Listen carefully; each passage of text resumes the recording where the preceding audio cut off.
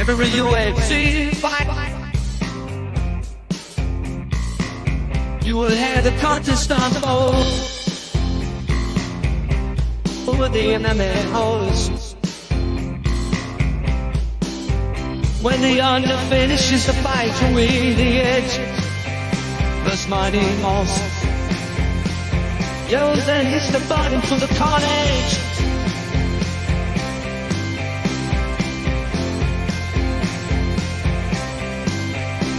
The main event arrives. Buffer is screaming their names. The place is so loud. Fight fans are going insane. You are watching the greatest play-by-play show.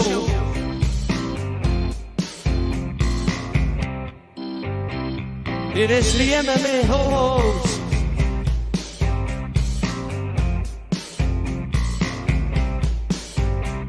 And you know that you know.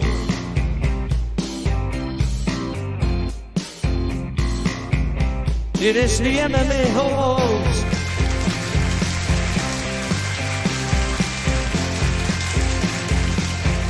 And you know that you know. Fight fans are going insane.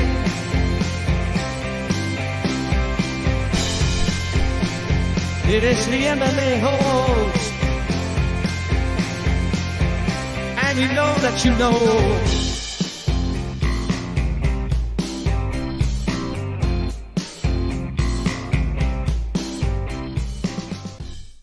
Hi, welcome to the MMA-Holes. It's good to be here. It's good to be wonderful, wonderful. What do you think about our new song, baby? Did you like it? All right, let's go. Wonderful. Okay, listen, let's get to it, man. UFC 291 went down Saturday night. We're going to recap the card. Mythical creatures is what we're going to discuss tonight on the program, as the event was fantastic. It really was a good one. 291 was top to bottom, a lot of fun to hang out with. You know, the BMF belt is a little silly, but still, if you put that aside and just think about what happened on Saturday night, the UFC hit an absolute home run. An absolute home run. Sorry, I was in the middle of burping while I was talking. Derrick Lewis, mythical creature, six-pack Lewis, eye poke Bobby Green, high kick Gaethje. We're going to talk about all of that tonight on the MMA-Holes. Make sure you hit the like button if you haven't done so yet. Share the stream, do a lot of fun stuff. And if you'd like to place a bet on any of the events or any sports, go to mybookie.ag. Use promo code MMA-HOLES for a 50% match on your first deposit. Shout out to Millions. We have a link in the description if you want to support the athletes, if you want to watch other watch parties as well, or just get merch, or I don't know, just get some of their signed stuff. Go check out the link in the description. Shop away at Millions. And if you're going to watch any of the UFC events, by the way, big thanks to everyone that used our link. Let's go, champs. Wonderful. Last event was actually pretty good. The pay-per-view buys might be all right. I don't know, but people used our link, and I appreciate that. So if you're going to buy any of the pay-per-views, if you go watch The Ultimate Fighter, or you're going to watch the Contender Series, which is coming up, use our link in the description, ESPN Plus. Thank you. All right, let's get into it tonight. What did you guys think about D-Rest's song for the MMA-Holes? It's a fantastical song, and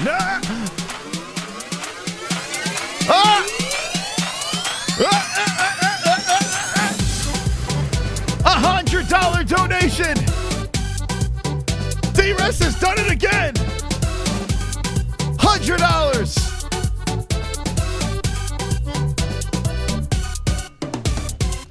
Party in the chat. $100. Drop it on the show.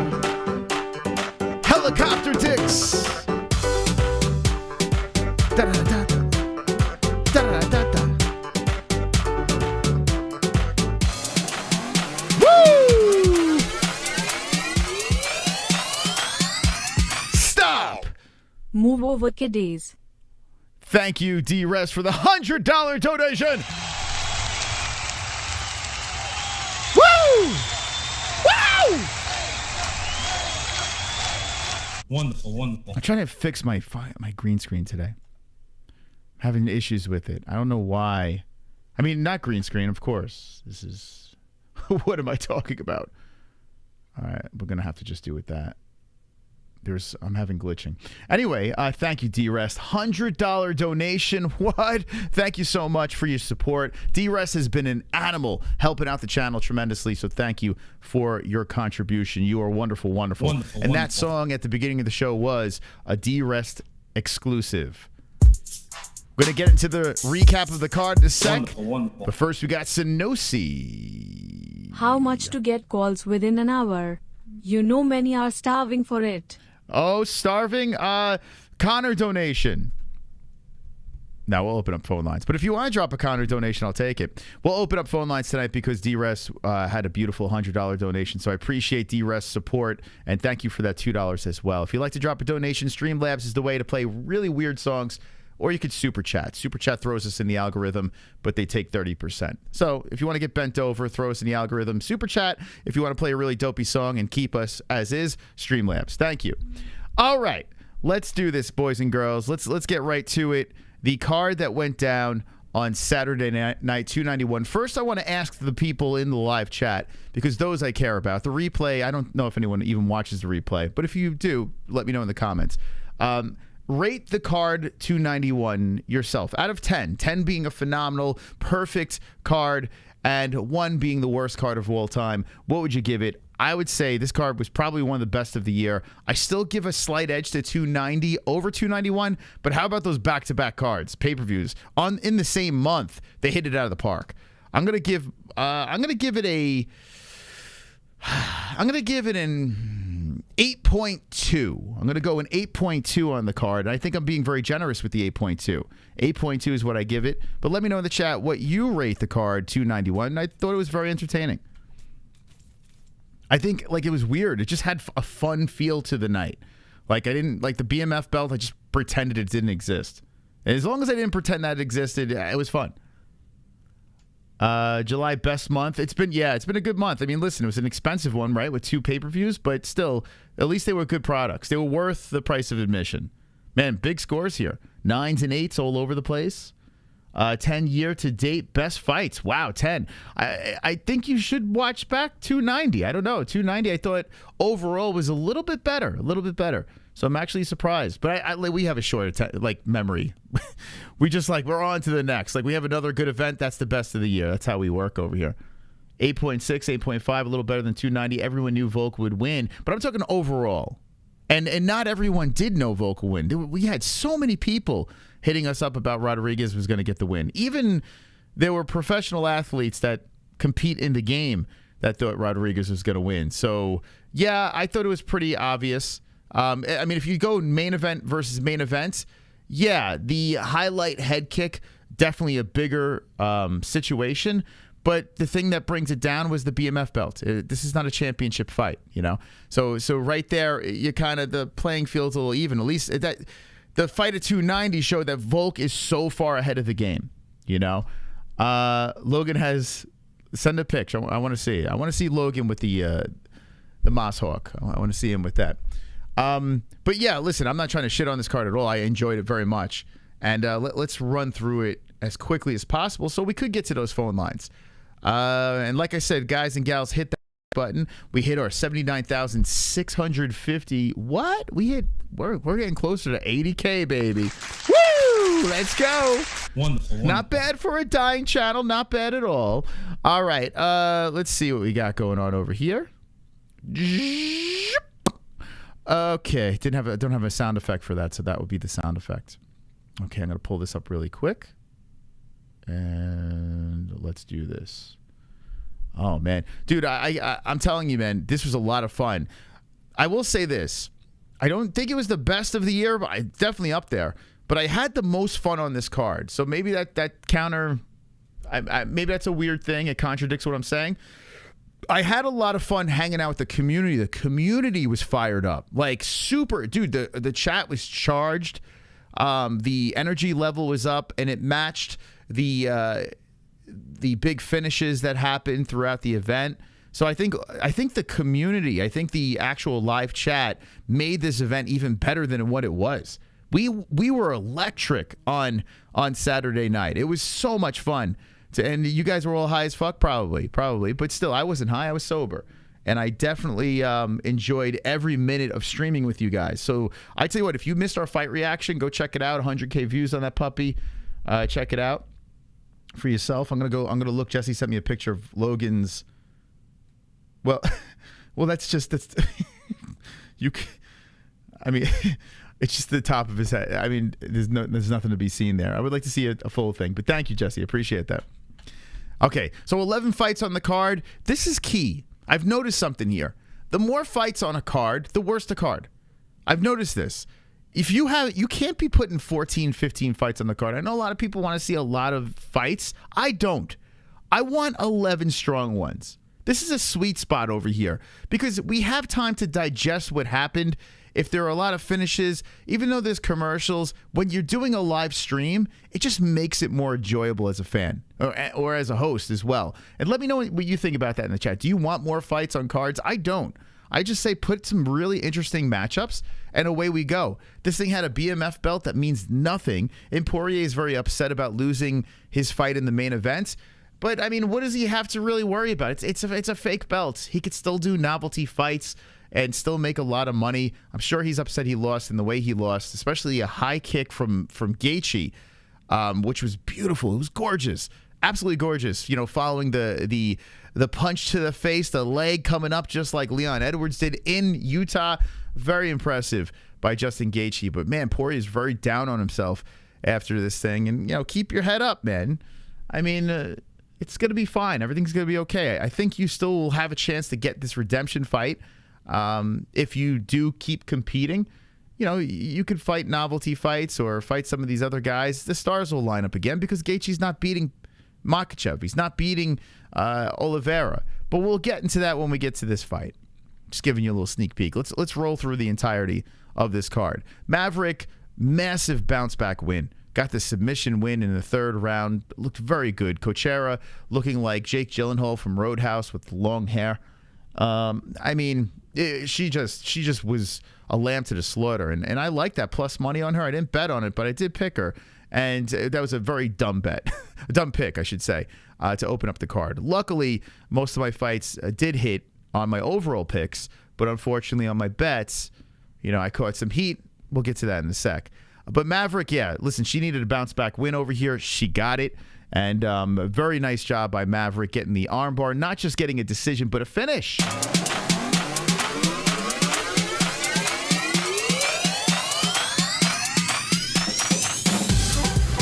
No way, man.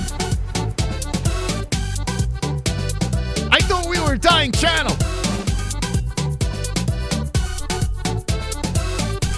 I thought we were on life support.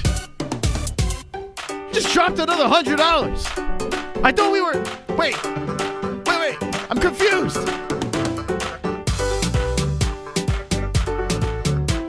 Wait. No way.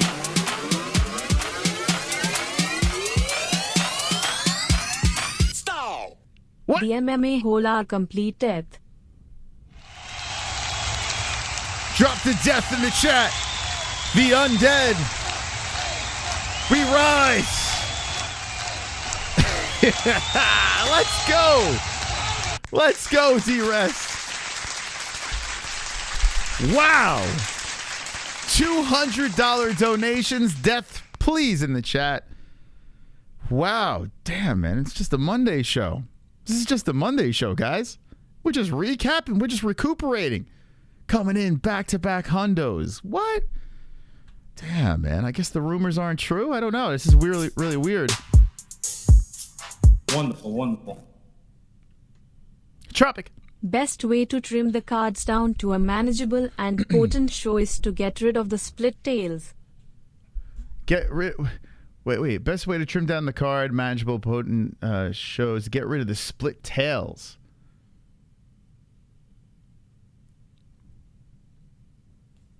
Help me out here. Split tails?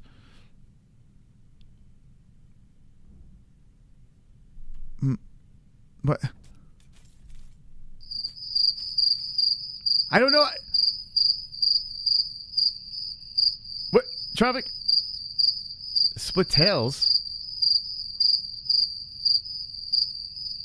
Wait, hold on a second. Split decisions. Can't cheat. Left my fucking ass off. Say what? Split tails equal women.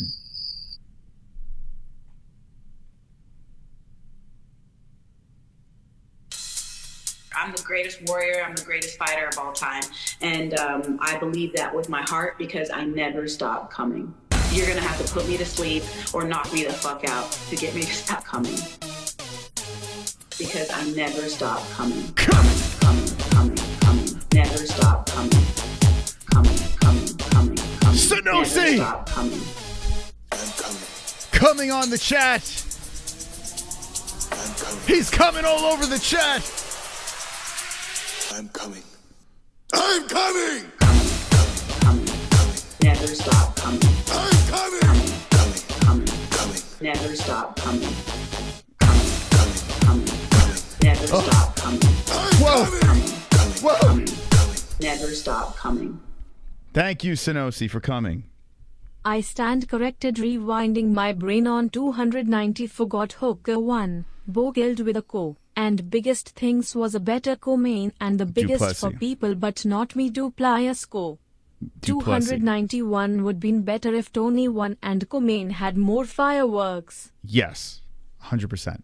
Yeah, I'm telling you, good donation right there. Thank you. I 290 versus 291, like there's no debate. 290 was better. There's not even, it's not even a debate. Like if you run through that, I'm not gonna like make the whole show about that, but yeah, this month was fantastic. Both pay-per-views worth the price of admission for sure. Thank you guys. Thank you. Tropic has to redeem himself. We need cheer Tropic on. We need him to redeem himself from that. I don't know what the hell happened there, but you know, listen.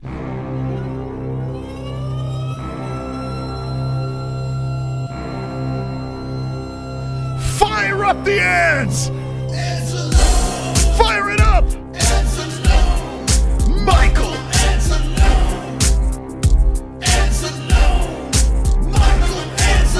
Watch out, here he comes with the wrench friend, heart soul of the holes, Mrs. Steely girlfriend. Time out trolls, welcome to the dead end. Cock so big that you can't even comprehend. Boston grown, making bitches moan on the timestamp throne while the chat room stoned. Hold up, save the show, for the tales will be told about Michael Anzalone. Look at it! Look at it! Death is what you all shall face.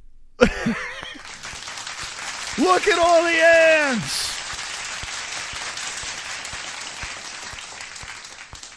I was thinking about making the donation just, you know, the angel. But I mean, that was powerful, chat. That was powerful. I'm thinking about, there's some people in that chat that weren't even around for the great ants. And you're dropping the emojis in there. Dude, that was magic right there. That was absolute magic. Thank you, D-Rest. 1975 donation. Rest in peace, Michael Anzalone. Holy smokes.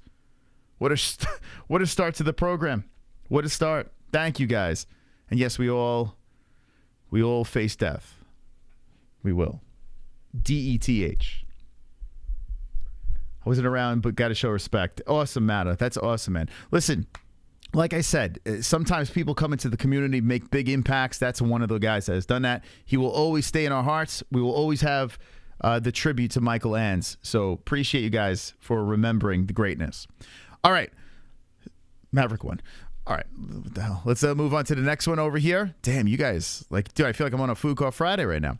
Semmelsberger versus Medic. This fight was absolute fire as Medic comes back in the third round, gets the spinning back fist and ground and pounds of victory. He was losing that fight, and Serbia finds a way to pull it together in the third round and take out Semmelsberger. That was an underdog pick by myself. Very happy with that one. And Semmelsberger, who should have won, made one little mistake there, and Medic capitalized. So really nice job by Medic getting the win, and enjoyable fight. Jake, and this is now we're in the second fight on the card. 2 finishes in the third round. 2 finishes in the third round. Did I see Pee Wee Herman died? Yeah. I was trying to think of more Pee Wee, but yeah, when I was a kid, I was a big fan of Pee Wee Herman. I'm trying to think of Mecca Lecca High, Mecca Hiney Ho. Molameka A. Connect the dots. La la la la. Connect the dots. Eh. That's the best I could do for you guys. That's crazy though, right? Pee Wee Herman's dead. Pee Wee Herman's the fucking man. He showed his dick in a theater. Jake Matthews, Darius Flowers. Darius Flowers got in there, and dude, I don't think this guy is going to stay around in the UFC.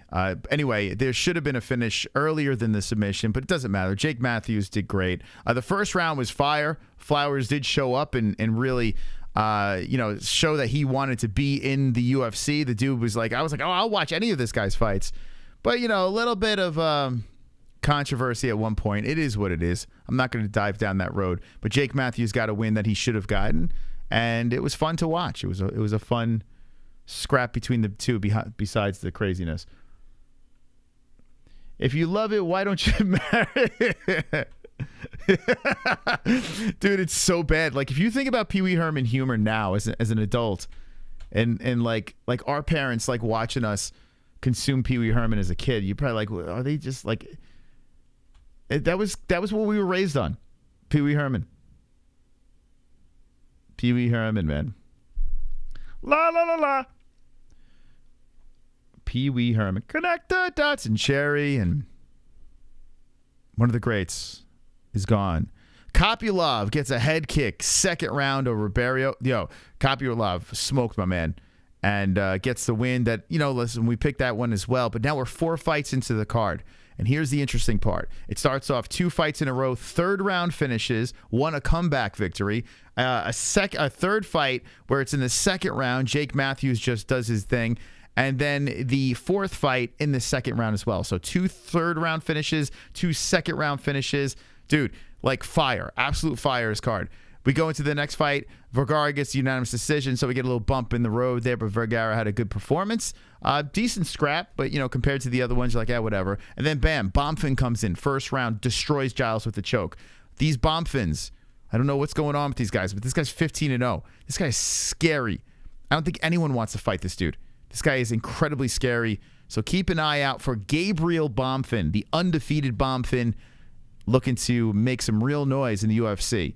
So that was the prelims. 6 fights, nice and simple. Loved it. All carnage except for 1 fight. Really interesting stuff over there. Now we go into the main card, right? The UFC's all excited. The UFC's like, okay, you guys got to buy a bunch of pay-per-views because that was a lot of fun, right? It was worth it. Here it is, the 5 fights on the main card. Wonderboy's not on there. Wonderboy was on ARIEL. I did not hear it. Was there anything worth listening to? I hear he wants to get paid. He should get paid for at least making weight.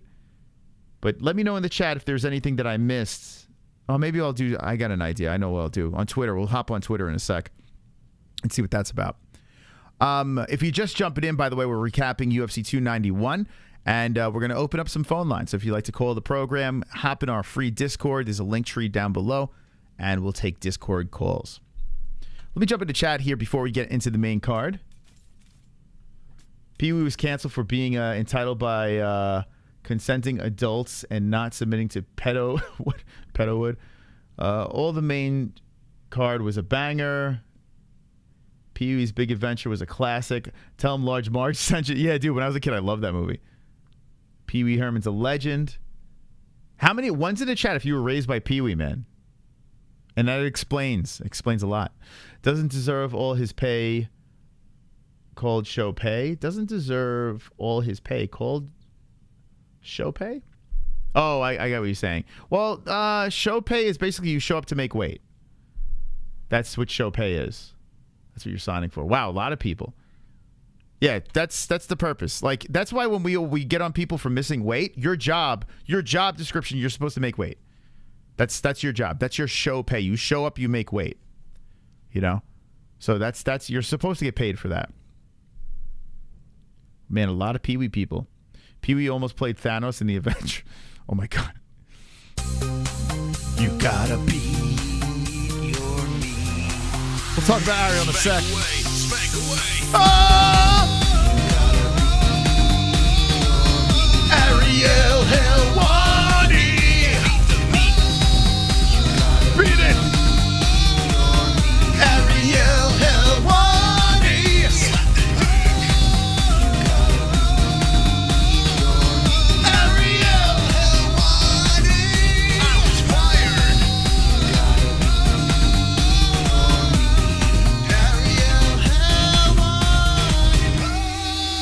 gotta beat your meat. Dana White doesn't like me. Beat the meat, baby. Beat it up. I am not dead, dum dum. You're not dead, dum-dum. Pee Wee Herman is wonderful, wonderful. Thank you. Wonderful, wonderful. Thank you, Pee Wee Herman. Appreciate that. He's not dead. He's not dead, guys. Holy smokes. Thank you, thank you. So I go on MMA Twitter. Oh, my God. As soon as I go on MMA... Thank you. As soon as I go on MMA Twitter, I see this fucking goofball. Why is this goof? Every time I just latest... I guess he's constantly on Twitter. The MMA Twitter community are some of the dumbest people on earth. You're one of them. Reading a comprehension isn't their strong suit for sure. I was just genuinely wondering what the ruling weird gray area would be. I clearly said I don't wish anything to actually happen. Dude, this guy is such a fucking retard. Every time I go on here, he's saying something stupid.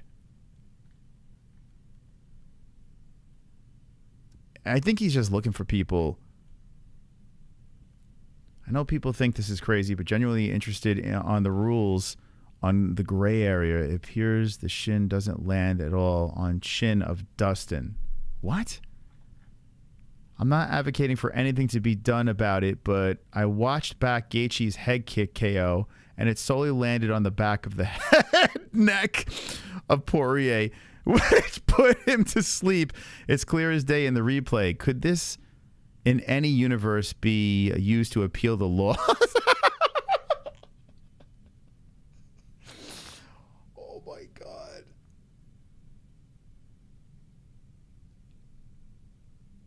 Oh, my God. Dude, this guy, I'm convinced he's retarded.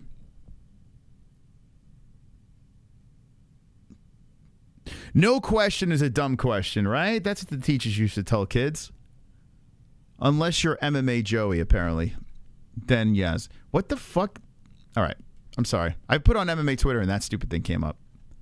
Like it's the dumb things that come out of that fucking idiot's mouth. Like it baffles the hell out of me. But I have a feeling he's just doing this shit on purpose. So people talk about him. Because if he didn't say something dumb, I wouldn't even give a fuck, right? So there's Derrick Lewis taking his pants off, in case you're interested.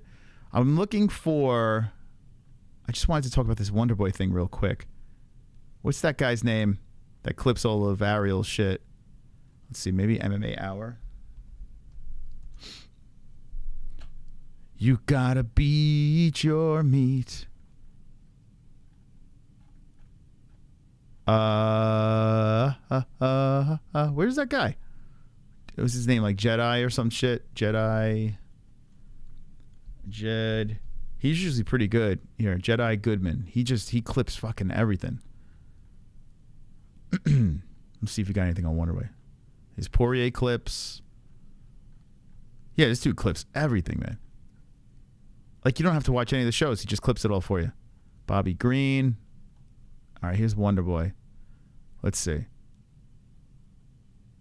Okay. Message to the 170 division. Don't care. I feel like it's almost a slap in the face whenever they don't make weight. Okay. I feel like it's almost like kind of a slap in the face whenever they don't make weight. You know, when you sign that contract, you're giving your word, a man's word, which a lot of people nowadays don't. It doesn't mean a whole lot to some people, but to me, it is. Wow, this is Angry Thompson. This is a new mythical creature as well. Maybe Angry Thompson will be undefeated. It's your word that you're going to do what's on this contract to be able to make this fight happen, and that's make weight. You got this one thing, just make weight. It's the truth, though. He's not wrong, man. Like, he's not wrong. I understand people are trying to get an edge, and that's fine. I have no problem with that. That's part of the game. But make sure you hit the scale and make that weight, because you have an opponent that went through a full training camp. You know, he's got to pay his whole team. He's got to cut weight. She's got to cut weight. And you fucking show up fat? Like, what the... And I feel like this is happening way too much for fighters, that these guys aren't, I don't know what needs to be done, but I think there should be more and greater consequences for these guys. Death. I said it before. DETH, death. You kill them. If a fighter misses weight, you slaughter them on the scale. Let me know what one's in the chat if you agree with that. Slaughter the fighters on the scale. He's got a penis down there and I like what I see. Or make them listen to this song. Pee-pee. He's got a penis down there, and I like what I see. PP. He's got a penis down there, and I like what I see. Puh, puh, puh. PP. He's got a penis down there, and I like what I see. PP. Pee Wee Herman. Pee Wee Herman's back. Thank you, Pee Wee. Penis. Thank you. Penis. Thank you. Wow. He's tickling the jukebox tonight, baby. Thank you. That donation goes perfect with this segment. Thank you. Thank you. Wow, B-Man. Penis. So Wonderboy's not happy. I do want to talk about the money, though. Let's see. Thompson's message to 170. Thoughts his fight, Michelle Pereira, was going to be a fight of the year. Receiving any... Oh, here we go. This is what we want. This is what we want, right? What is this here? Could I ask, did you receive any kind Ariel looks like a fucking aardvark. of payment for your troubles? Doesn't he? He looks like some sort of like... He looks like his nose should be pulling ants out of a fucking... out of sand and dirt. At this point, my management is that an aardvark? What's the thing with the long nose? What is that? Well, actually, Ariel looks like that. You know what he looks like? He looks like that thing in Star Wars with the big schnoz. The prequels. What was that thing? He looks like this thing. Star Wars. Prequel.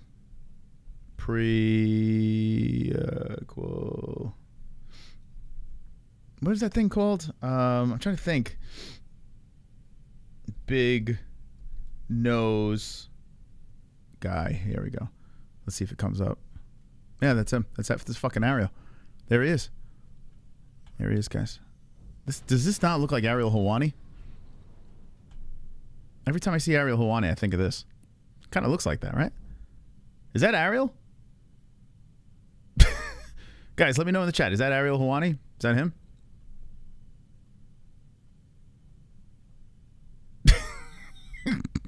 Thank you. Thank you. Thank you. Thank you, guys. Thank you.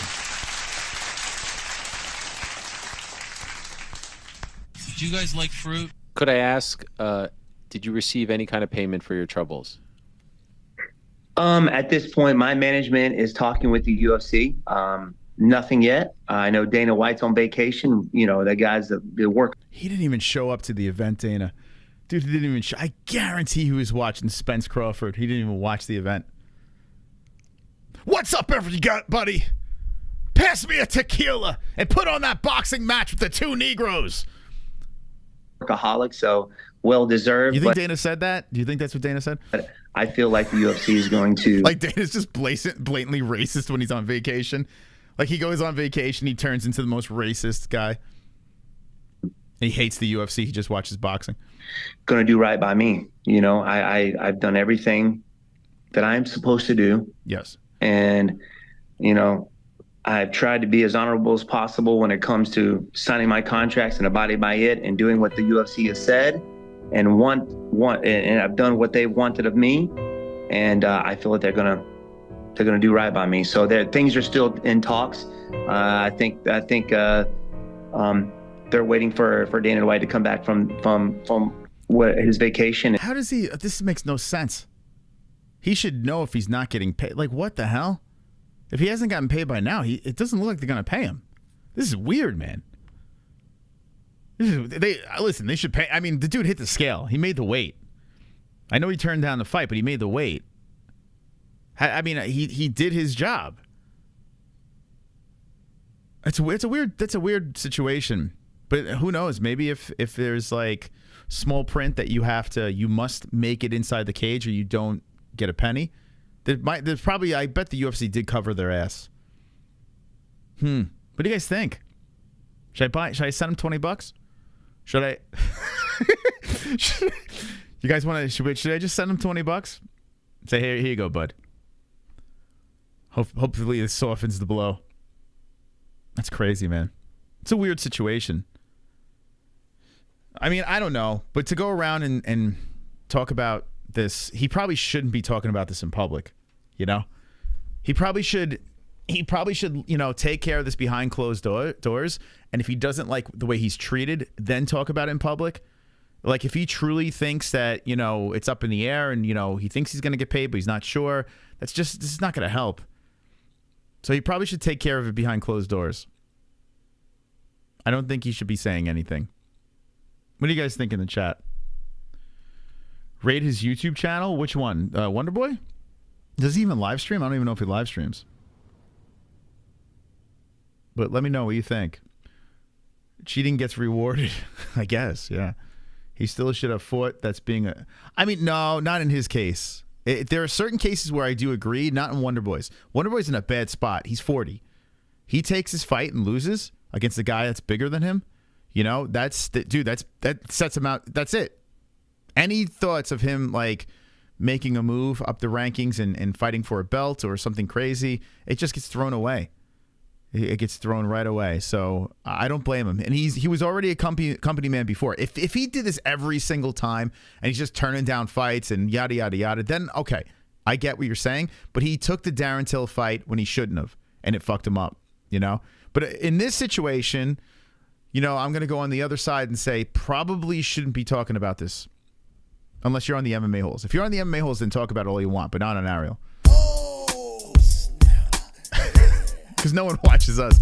Come on, get loud, MMA-Holes in the crowd. What? Come on, get loud, MMA-Holes in the crowd. God. MMA-Holes in the crowd. MMA-Holes in the crowd.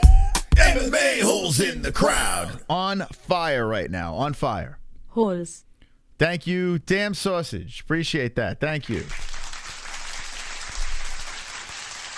Thank you. And regardless of what it was, like I see you saying like 7, not 3. I don't know if it was 3. I don't know if it was 7. I don't know. Missing weight is missing weight. It's still an advantage. It still is at the end of the day, So if this was the main event and it ruined the entire card, I think we would really go crazy over it. But it didn't even ruin the card. So, I don't know. I'm not going to spend too much more time on this, though. That's Wonderboy chiming in. So thank you to Ariel Hilwani. And what's that thing's called? The big nose guy? What is that called? Whatever this is. Someone needs to superimpose his head on Ariel. Like, can someone... Discord? It's fired up. Can someone put this thing... It's called a Watto. Can someone put a Watto's head on Ariel, like the MMA Hour? Ariel doing an interview, put the Watto head on there. Please? Thank you. Thank you. Thank you very much for your contribution. Opening up the card. Dude... I almost made a massive blunder. I was this close. Well, not this close, really, but I was up until the last day, up until Friday. I was really debating on picking Chiesa. I was really debating on doing that. Boy, am I glad I did not do that. He looked so bad. And it played out basically how I thought it would when I came to my senses. Kevin Holland, just too big, too strong for Chiesa. And it was funny, like a video popped up of Chiesa getting submitted by Jorge Masvidal, which was like the nail in the coffin for me. When I saw that, I was like, wait, how am I not remembering this shit? So I was like, all right, I'm out. And Kevin Holland did what he did. He buried him. Absolutely buried him. Michael Chiesa did not lay the gloves down, which I was shocked. But Kevin Holland goes in there. He arses him. And there's a clip going around where Michael Chiesa was joking around saying that like that's his kryptonite. Well, I guess it is because Kevin went in there and took it. He took the darce on him. And really nice, strong win for Holland. I got to be honest with you. Like, people probably should be talking Holland. Like, Holland is the dark horse of welterweight. He looks very good at this weight class. And you could, I could see Kevin Holland beating Leon Edwards. I could see it. Maybe I'm crazy, but I could see him if he is focused and not, too much loudmouth, big mouth Kevin Holland talking to the people in the crowd. I feel like a focused Kevin Holland goes in there and has the tools. I really do, man. He's a big, strong welterweight. Now, you put him up against these heavy grappling guys, even though he just got a submission against Chiesa, there's problems. But tell me Kevin Holland versus Usman is not fascinating. Tell me Kevin Holland versus Colby Covington is not riveting. I think he has a damn decent shot. He's got a lot of fucking power. He's 6'3", long-ass reach, and he could submit you too? What? He beat Ponzi, finished him. He beat Michael Chiesa. And he would have beaten Stephen Thompson if he didn't have that fucking agreement. If Kevin Holland did not have that stupid agreement when he dropped Thompson down to the ground, he could have pounced and fucked him up. But he didn't. He allowed him back up. Stephen Thompson. Oh, snap. Yeah. Uh-oh. Come on, get loud, MMA holes in the crowd. Come on, get loud, MMA holes in the crowd. Got MMA holes in the crowd. MMA holes in the crowd. MMA holes in the crowd. What up, Kainoto? Fake Kainoto, maybe? I don't know. Moss, I need to tell you that I need to tell you something, but it's Monday, so death. Thank you. Thank you. Wonderful, wonderful. Thank you, Kainoto. Appreciate that. Big thanks to James Turner for coming in. Everyone give a round of applause for James Turner. Subscribe to the channel. James, we've been waiting patiently for you. 7 years it took, but hey, better late than never. Thank you for stopping by. We're talking about Kevin Holland opening up the 291 main card. And by the way, we have the most electric fight reaction show on the internet. 291, we were live. Go check that stream back if you missed it. We are the MMA-Holes. We do Fight Buddies each and every week. But Mondays, we do the recap shows. Next Monday, we have a guest on that you're going to really like.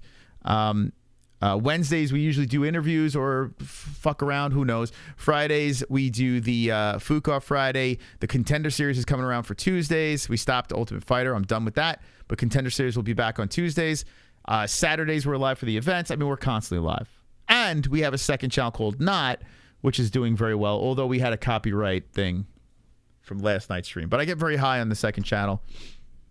And if you want to hang out over there for that, you can do that. But let me know with the chat. Kevin Holland, what do you think? I know listen, he's still got work to do. But at welterweight, which he should have been in welterweight from the beginning, it seems like he doesn't really have much of a problem making it.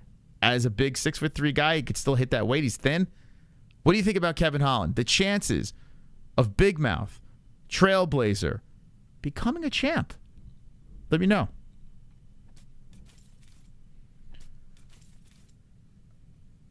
No hate, but I feel like he's the type of guy to check out after he gets the bag. For Kevin Holland, you talking? Yeah, there is a piece missing to Holland mentally. If we can keep him on track, because he clearly has the skills at welterweight. Middleweight, no, too small. No, too fragile for middleweight. Not as hungry. Yeah, he's got this podcast going that I did notice. He likes doing his social media. And I will say this. I think he's mentally fragile. I do. I honestly think that he comes across as a very confident guy on the mic. I think it's more of a shtick and I don't know. There's something. I feel like he can be broken. So that concerns me. His head is his biggest foe, in my opinion. If he's in a good mindset, he clearly has the skill. Kev, Chris Rock, Holland versus Free Willy. What? I mean, him versus Usman. Man, I would like to see that. That's interesting. Bam, son. He is a sugar of welterweight. But nah, he's got some... He's slick on the ground. He's been submitting fools. He just submitted Chiesa. Think about that. I think so, too. Holland heads to beat somebody way better than Chiesa. Yeah, listen, Chiesa's not... He's not the top of the heap right now. But still a solid win. The way he dominated him, Similar to you, LOL. What else we got here? Holland will not be champ, says Sean. Interesting. I mean, if you were to put it, man, like if you were to say, okay, Chris, is Holland going to be a champ at welterweight? It's hard for me to say yes. But when I look at the rankings, I got to be honest with you, you could make an argument. Like, here, let's look at welterweight again. The problem is like a Shavkat. That's a problem. That's a big problem. Here we go. So, Kamaru and Colby, top dogs over there, 1 and 2. Colby's bedroom cardio, his relentlessness. Although I tell you what. I mean, Colby's going to be trying to get my man down to the ground. I think Holland could stuff some of these takedowns. I think his reach and his power could be interesting. Kamaru Usman, well, we saw him get head kicked and taken out. You know, Bilal Muhammad, I tell you what, I don't know if Holland gets past Muhammad. You know, Khamzat's not there anymore. I don't know why he's in the rankings. Gilbert Burns, holy shit, sign me up for that. Shavkat's a problem. We already fought Thompson. Jeff Neal's interesting. Sean Brady, ouch. Try to navigate around him. Man, he's got a tough road. Not impossible, but tough. Really, really tough. So where does he sit over here? Kevin is at where? Is he even here? Where the hell is Kevin? Is he even ranked? Michael Chiesa was 12. Man, Holland wasn't even ranked, so Holland's going to pop in around 12-ish? Huh. Yeah, he's got a tough road. I would say no at this point. I can't say champ. It's there's too much unknown. But I'm excited. I'm excited to see what's next for the kid. I am. How old is Holland now? He's what? He's still fairly young, right? He's still only 30. Yeah. He's gonna be an interesting monkey wrench at welterweight. He definitely is. I like the fact I like how he fights, man. He always looking for the kill. I like that. Okay, let's move back. Let's go to the Bobby Green Ferguson. My God, the fan of me just wanted Ferguson to win. And this is why I want him to retire, because I'm sick of the fan of me taking over my money on my bookie. Can't stand it. I can't, man. I can't fucking stand it. The fan comes out, man. The fan came out for Derrick Lewis. It worked. And it came out for Tony Ferguson with that plus money. I was like, I want it. And Ferguson, here's something that's interesting. We mentioned it on air. I truly do believe the eye poke did spin the momentum in the other way. But how dramatic it was, and how Bobby Green was just beating on Tony, and how Tony, I felt like, had opportunities from off the bottom to throw up some dangerous stuff, and Bobby, he just kind of didn't. I don't know. Tony looked like trash after the eye poke. Now, Tony did say this, okay, and Bobby Green wasn't thrilled about Tony's response, but this is a long-ass thing. Let me try to give you some CTE here. Okay. Actually, let me oh, fuck, I can't show this, but let's do this. Yeah, we've been getting hit left and right. Like, YouTube sucks. It really does. Like, it's just so stupid. Everything's fair use, and I'm just sick of fighting it. Like, we fight and win, but it's just like I'm just sick of our streams getting shut down. Like, it's annoying. Anyway, here's what Tony said. I walked into the Delta Center to show the world I was back on track. The preparation for this fight was exceptional, and it was one of the best camps I've had. As the fight began, like, I hate hearing this all the time. It's one of the best camps I've ever had. Okay, gotcha. Every camp's the best camp. As the fight began, I was in the, I guess, zone X1. I guess he's trying to say zone. Flowing and feeling confident. Bobby knew the direction of the fight, and I believe he knew that he was doing what he was doing when he eye poked me in the eye. He has a big history of moves like this. Listen, eye poke Bobby Green's unstoppable. What are you talking about? It significantly impaired my vision, making it difficult to see clearly out of my eye. Despite this eye poke, I never considered stopping the fight, although the doc wanted to. Throughout my career, I've always pushed through challenges and never give up. This time was no different. Now, I'm reading this, okay? And first of all, if you are going to use the eye poke, if you're going to use it, you might as well just fucking take the aljo, take the knee, bend the knee, and say, I can't fight anymore. You might as well just do that. I know it's not the honorable way to go, but it's not very honorable after the fight making an excuse. You know? You kind of can't say, hey, I'm good, try to continue, and then make it your excuse afterwards. Even though he's saying he's not making an excuse, he is. Another thing I have to say here is when I see all these emojis put in there, I like to put an emoji after things I say. But now I'm starting to realize emojis are for boomers, and I should fucking stop doing it. Which I need to stop putting emojis unless they're member emojis that are very special. But it seems like this is a very boomer thing to do that he does. You know? So now I've realized, Tony Ferguson, you taught me a valuable lesson to stop putting fucking emojis in my responses. Unfortunately, in this sport, setbacks like this are part of the journey. And a bunch of emojis. Well, I don't know, like, what is that? A guy farting into a leaf? Well, I want, like, why does he have a guy walking away with a fart coming out of his ass into a leaf? Like, what is he doing? While I won't use the eye poke as an excuse for the outcome, I know for a fact I have more to give. In what? Fighting? No. Moving forward, I plan to work closely with Dana, Hunter, and my entire team to assess what is next. Dana, Hunter, and your team need to fucking put a straitjacket on you. That's what they need to do. That's the assessment. You need fucking help. You need to go to a shrink, and you need to stop getting punched in the face. You need to stop getting elbowed in the face. Enough is enough, Tony. Listen, you had a fun career, man. El Kakui is the best, and I'll forever be a fan. Even though I had my ups and downs, with your craziness, I'll forever be a fan. Wonderful, wonderful. We got YouTube coming in. Uh-oh, look out. We are watching you, Moss, forever. Dude, I am like at my wit's end with YouTube with the crap they put me through behind the scenes. But thank you, YouTube. Thank you, you bastards. Anyway, this is Tony's response over here. I'm not going to keep going through it, but Tony, he'll be back. Let me know in the chat what you think. Is there anyone in the chat that's like, hey, you're being hard on Tony? I think he should compete fighting. Like, I don't want to be the person to tell people to retire. It's not. Who am I? Who am I? The armchair quarterback to say retire. These guys are fighters. It's their lives. It's their bodies. It's their minds. Who am I to say this? But I do fear for the guy. I fear for his mental health. I fear for a lot. It's scary, man. YouTube copyrighted me for saying,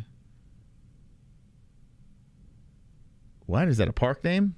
I'm not going to say it because I don't want to get copyrighted. Wait, for saying a name? What? Man. So anyway, he showed this, this is thing pinned in his Instagram, comparing himself to Khabib. I mean, Jesus Christ, dude. It's sad, man. I feel bad for the guy. I feel bad for his family too. I don't think his family even has a say. Patient Gaethje, is that the mythical creature? I say high kick Gaethje, but Patient Gaethje works too. Errol Spence has less damage than Tony. Sad that guys get the love. Tony's toast. Justin took Tony's soul. Yeah, after that, it kind of fell apart. And that's another thing. Tony, he cut weight twice in that lead up, which I think was a massive mistake by Ferguson. I really do. Like, in hindsight, looking back, Tony Ferguson cutting weight 2 times to prove a point with the whole COVID shit going on. Why did he do that? Why? Tony's a big dude, man. Why is he cutting weight twice into a fight against Justin Gaethje just to show people he could do it? Like, you're nuts. You're nuts. And then ever since then, it all fell apart. It's sad, man. It's sad, man. This sport is very unforgiving.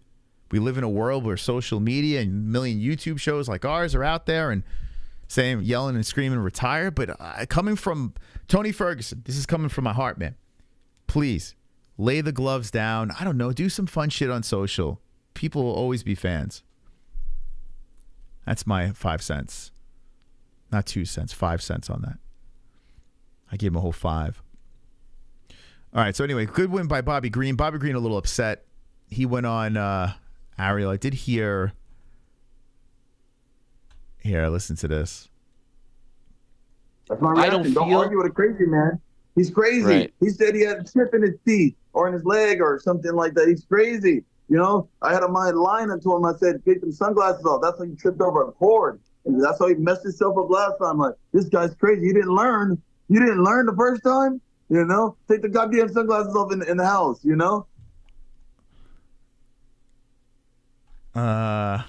That's not the one I was thinking about. But he's saying Tony's crazy and this and that.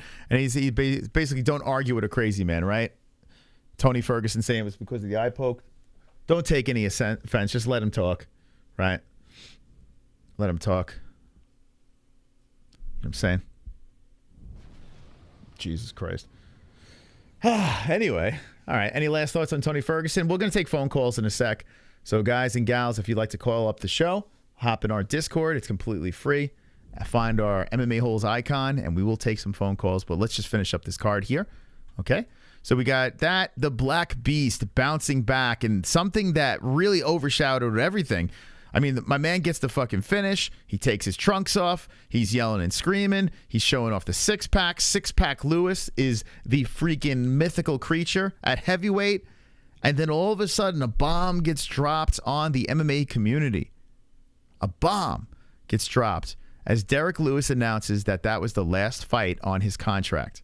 So he finally bounces back for a win, and he's a free agent. Dun, dun, dun. Big situation here for Black Beast. I mean, if you're going to get a win, you want it at the final fight of your contract. That's where you want the win, and he gets a finish in the first round. Flying knee, Jorge Masvidal-esque, takes down De Lima, ground and pound. Ref steps in, says no more. He pulls off his pants in his underwear. And I tell you what, people are saying PFL, we said it exactly the night of. As soon as he mentioned he was a free agent, the first thing that jumped into my head, PFL is probably going to pay him a ton of money. Because now you finally have the fight, even though it's the worst fight at heavyweight history. You finally have the opportunity to say, hey, we got a guy that beat Francis Ngannou. We got a guy. We got it. It's here. Francis has his MMA fight. He's going to fight Tyson Fury. And now we have a fight for Francis. So, boy, oh boy, Derrick's about to get paid. He's about to get paid. And I'm happy for the guy. I am. I would say, listen, I want to see Derrick stay in the UFC. I like Derrick in the UFC, but I'm not going to lie. There is a little part of me that's like, well, that would be hilarious. Imagine if this fight is fire, like the sequel. I mean, it can't be any worse than the last time, right? Holy smoke. The UFC isn't letting a star like Lewis go. Here's why I say yes, they are. Well, the only reason why they're going to keep him is because of that fight against Francis. That's the only way they're going to keep him. But do you pay Derrick phenomenal money? Think about this. Do you pay him phenomenal money? Where is the value in that? Because chances are Lewis cannot get, a shot at that belt again. Most likely it's not going to happen. But how old is he? He's 38. I mean, listen, heavyweights go into their 40s. But from what we've seen of Derrick Lewis, he has the most knockouts in heavyweight history. I feel like he's peaked. So if you're going to pay the guy, what is he really fighting for? He could take a bunch of losses here. He's still going to get paid top dollar. I mean, the UFC paying all this money for Derrick Lewis, I don't think it's really worth it for them. The only reason why you pay him a lot of money is to block PFL from getting him. And is it really worth it? Lewis he's gonna look for some serious cash. I mean, if he takes a pay cut to stay in the UFC, I have a lot of respect for the guy. I do. Let's see if he's, a company man or if he's gonna look for that money, and I don't blame him. I would take the biggest offer.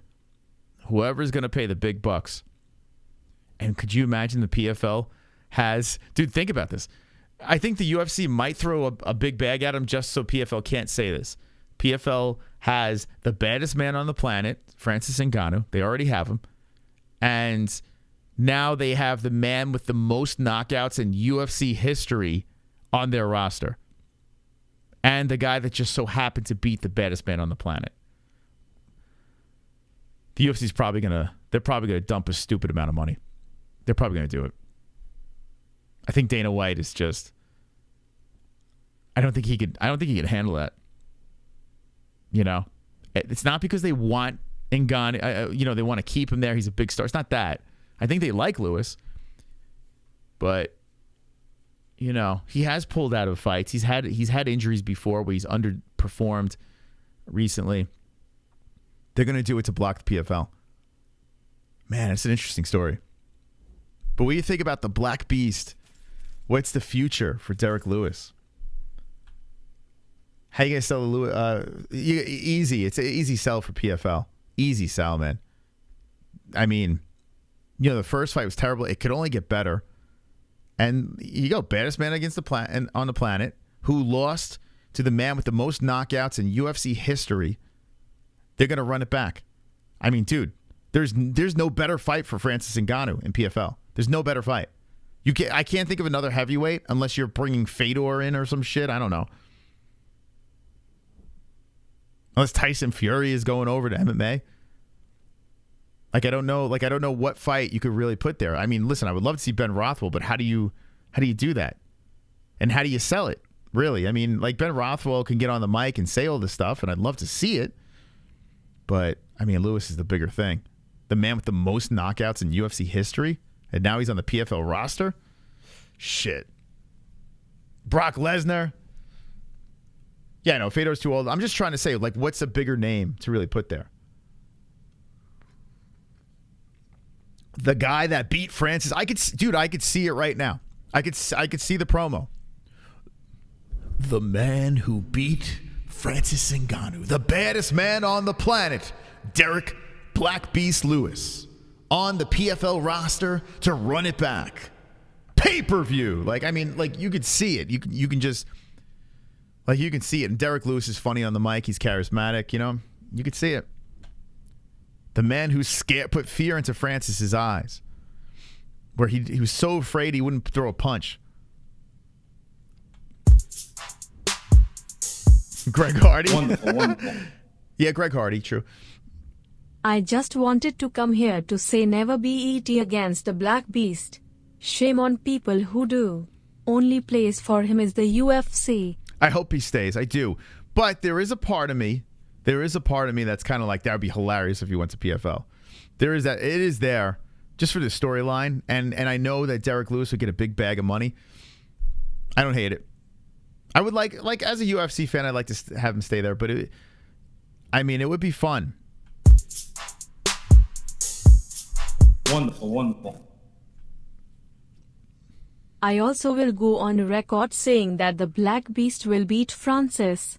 If you don't think this will happen, please read my previous donation. Well, he already beat him. But we've seen how rematch has been going lately. Thank you, Kainoto. Thank you guys for the donations. We are wrapping up we're getting to the juicy stuff here, but we're wrapping up this main card as we have the final two fights, the big fights on the card. And then we're going to take some phone calls from the community. Make sure you hit that like button. 170 with 84 likes. Yo, guys and gals in the chat, it's completely free. Hit that like button. I thank the 84 that have done so. Okay, here we go. Dun, dun, dun. Pereira versus Blachowicz. Caught a lot of heat. It's fair. I'll take it. I'll take the heat. I put the $100 bet on Blachowicz. Listen, I'm not going to go crazy over it for a couple of reasons. Listen, I don't want you guys to lose money. That's not what I want to do. You know, and that was my big bet of the card, and I failed you. And I am sorry for doing that. With that being said, the last 7 weeks, I have been plus money for 5 of those 7. This is one of the 2 that I fumbled the bag. Jan Blachowicz going in there and dominating in that first round, I felt like I was cruising. Just dominated. Held him down to the ground. I mean, was just hunting for submissions. Wasn't the most exciting round, but showed that he can clearly dominate this man in Pereira if he does grapple. The oxygen levels of Utah were my big enemy. As Jan Blachowicz gets off the stool, he's huffing and puffing. I'm like, oh, for fuck's sake. And I did worry, too, as he was going for these submissions. Like, you can tell, man, like, if you're constantly hunting for submissions on a very big guy, you know, eventually your arm's going to be burning out and shit. You're tugging and pulling and just trying to maintain your position there. Pereira's, his cardio held up very nicely throughout that fight, although he was getting gassed as well. He was huffing and puffing. The left hook was cracking him, doing nothing. And he did outstrike Jan. It was a close fight, in my opinion, because you do have that dominating first round for Blachowicz. The second round, I clearly give it to Pereira. The third round was a little sus. You could say what you want, whether Pereira the landed more strikes. I didn't find anything that was super effective coming from Pereira. It was kind of a dud round. Blachowicz gets the late takedown. Like I said before, you know, when you don't have much to work with, you know, you kind of have to look at these little things. Regardless, it was a split decision win for Pereira. Massive win for this guy, because now you could line him up with Yuri. And if he wins, IZZY, the trilogy, what? Like, the storylines are crazy. So Pereira winning is better for MMA fans. Blachowicz winning, would be worse. But I don't hate it. I'm still not upset. I did see this thing going a decision. It was a split decision going in the other way. It is what it is. You know, I'm not too upset. If Blachowicz went in there and got starched in the first round by a left hook, I would have looked like a complete idiot. But let's be honest here. It was a shit trash fight.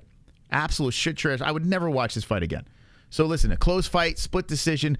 Very nice job by Pereira. He did what he had to do to win. Can't criticize whether it was a shit fight. He did what he had to do, and that's very honorable. Moving up a weight class after getting knocked out.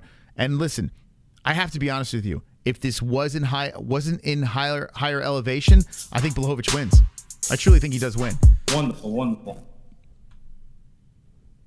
Hello, my name is Kainoto, Kainoto, Kainoto, Kainoto, Kainoto, Kainoto, Kainoto, Kainoto, Kainoto. Thank you. Thank you, Kainoto. Wonderful, wonderful. Thank you very much for the donation. Appreciate that. But regardless of the fact, it's a big win by Pereira. And let me know what you'd like to see. Like, there are things we could talk about here. I mean, Izzy technically could slip in there. I mean, he's not locked up with a fight. He could fight for the title if he wanted to. He could take another crack at it. He's the middleweight champion. Why not? You know, with Prochazka, you have a belt that's kind of up in the air. Prochazka's coming back from that injury. Jamal's vacating it. You could actually say Izzy could fight for it. But it looks like what they're going to target is Pereira versus Prochazka. Okay, so let me know what you think. What should be next for Pereira? Should he immediately fight for the title after one win against Jan Blachowicz? By the way, Ankalaev, like, what are we doing with Ankalaev here? What are we doing? Like, what's going on with Ankalaev? Like, why is he just not being spoken about? I don't know. Does he have a fight coming up? Am I missing something? I don't know. Yuri versus Alex, of course. Yuri kills Alex Pereira. I mean, listen, I gotta give Alex a chance. But here's my problem. Oh, that's right. He's fighting Johnny Walker. Thank you. How did that happen? Dude, that's crazy. Thank you for that. That is correct. He is fighting Walker. Oh my God, dude. I guess Walker's gonna die. Walker's looked good as of late. But oh my God, that's wow. Man, I hope Johnny wins that fight. Does anyone think Johnny Walker could beat Magomed? Holy fuck. The matchup of Pereira versus Yuri, it's interesting. I think we're going to see grappling Yuri again. The guy that submitted Glover Teixeira. I think grappling Yuri is going to be back. Because I got to be honest with you, Yuri's a fun striker and everything like that, but still, this is Potan. Oh man, that's an interesting matchup. That's a fun fight. It's a really fun fight. Yuri destroys Izzy. You know what's funny? I did an actual stream on Yuri versus Izzy. I picked Izzy. I actually picked Izzy. But that was before Yuri submitted Glover.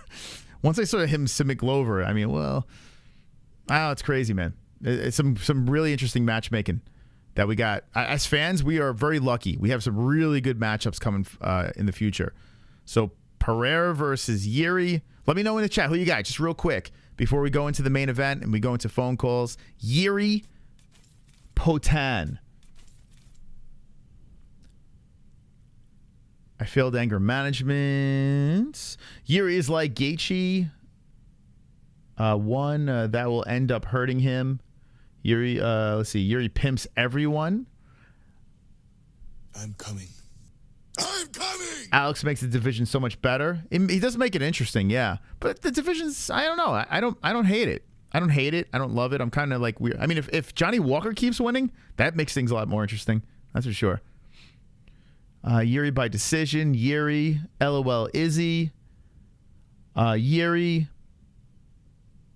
I mean, if you're not taking Izzy down, you know, like, just stand up alone. I mean, Izzy's pretty special. So I think Izzy would be a problem for Yuri. I do. Magomed is getting screwed over. I would imagine. Yeah, that's weird. He should be actually the champion. How the fuck is he fighting Johnny Walker? That's weird. Did you see Adrian Yanez versus Jonathan Martinez? Yes. And this concerns me. Let me tell you why this concerns me. Because we put it on a community post. I think no one gets it. This is fucking weird, man. Dude, I don't know why anyone gets our posts. It's really strange. How many people in the chat saw our community post? That is very bizarre that you say that. So, yeah, we put this up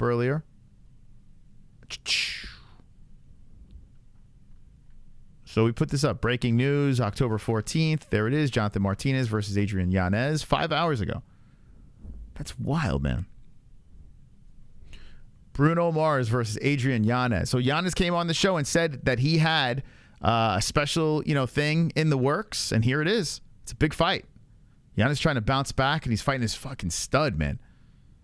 This is a banger, man. October 14th, the same card as Barboza versus Sadiq Yusuf, which I can't even believe they're giving Barboza. Yusuf is getting Barboza. So I guess that's the main event. Dude, we got MMA holes all over that card. Which one is gay dude? What? Firefight. It's really good. I like Martinez. I mean, listen, people, you know what people are going to start saying? Yanez was exposed by Rob Font. I think that's what people are going to go for. Forgetting that Rob Font is a very dangerous veteran striker, So this is a really good matchup. It's a good test for both guys. Love this fight. You know where I'm going to go. You know where I'm going to be biased. We got to go. You come on the show, you're an MMA hole. That's it. You know what I'm saying? So you know where I'm going with this one. Uh-oh. Please, I'm begging Whoa! you. Don't ever buy another UFC pay-per-view again. That is a $50. I don't want your money. A $50 donation. Pussies. Pussies. I don't want your money. Pussies.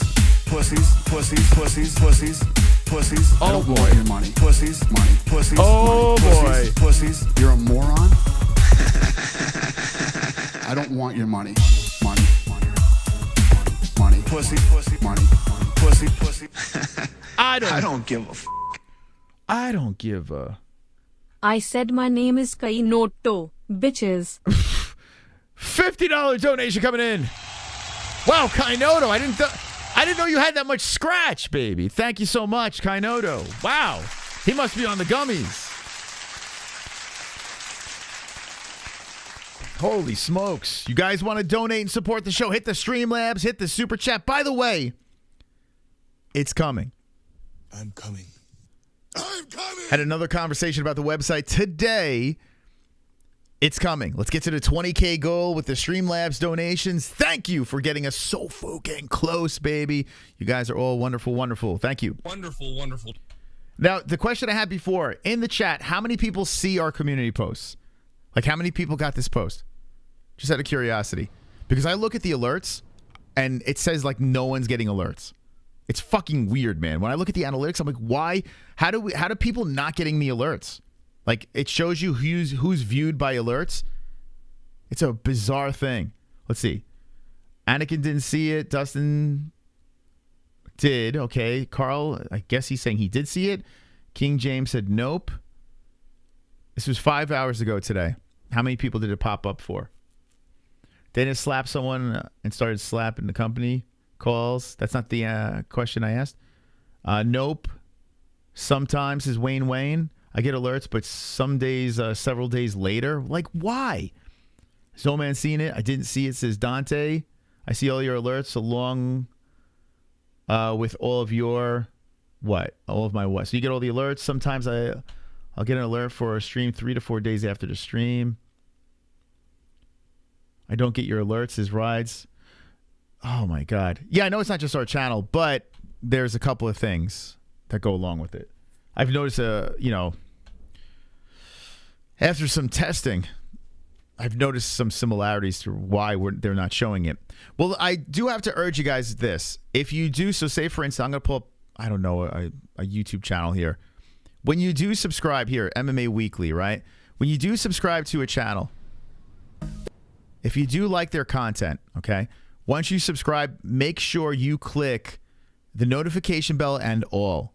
Very important to click all on notifications. So any YouTube channel that you like, not just ours, make sure you, because I'm telling you guys, either people aren't clicking or I don't know what the fuck's going on, but click all right over here and you'll get all the alerts to our videos because we drop a lot of shorts and, we put a lot of stuff up there and a lot of it's interacting with the community.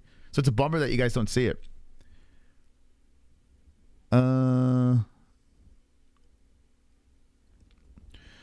Okay, I see all of your alerts along with all of your short videos, but they're never on time. They're always 1 to 3 days apart. Jesus Christ. Dude. 1 to 3 days apart. You might as well not even send an alert. Hey, how did I become a member? Because you're a big fan. Big fan. Always 2 to 3 days later. Wow, so your all is clicked and you're still not getting them. Dude, what? That is craziness, man.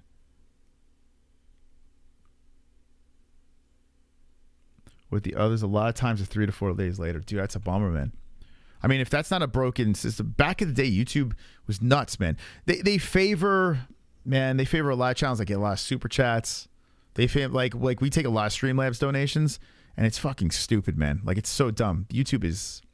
Anyway, that's a conversation for not the MMA holes. I'm not going to sit here and complain. All right, main event of the evening. What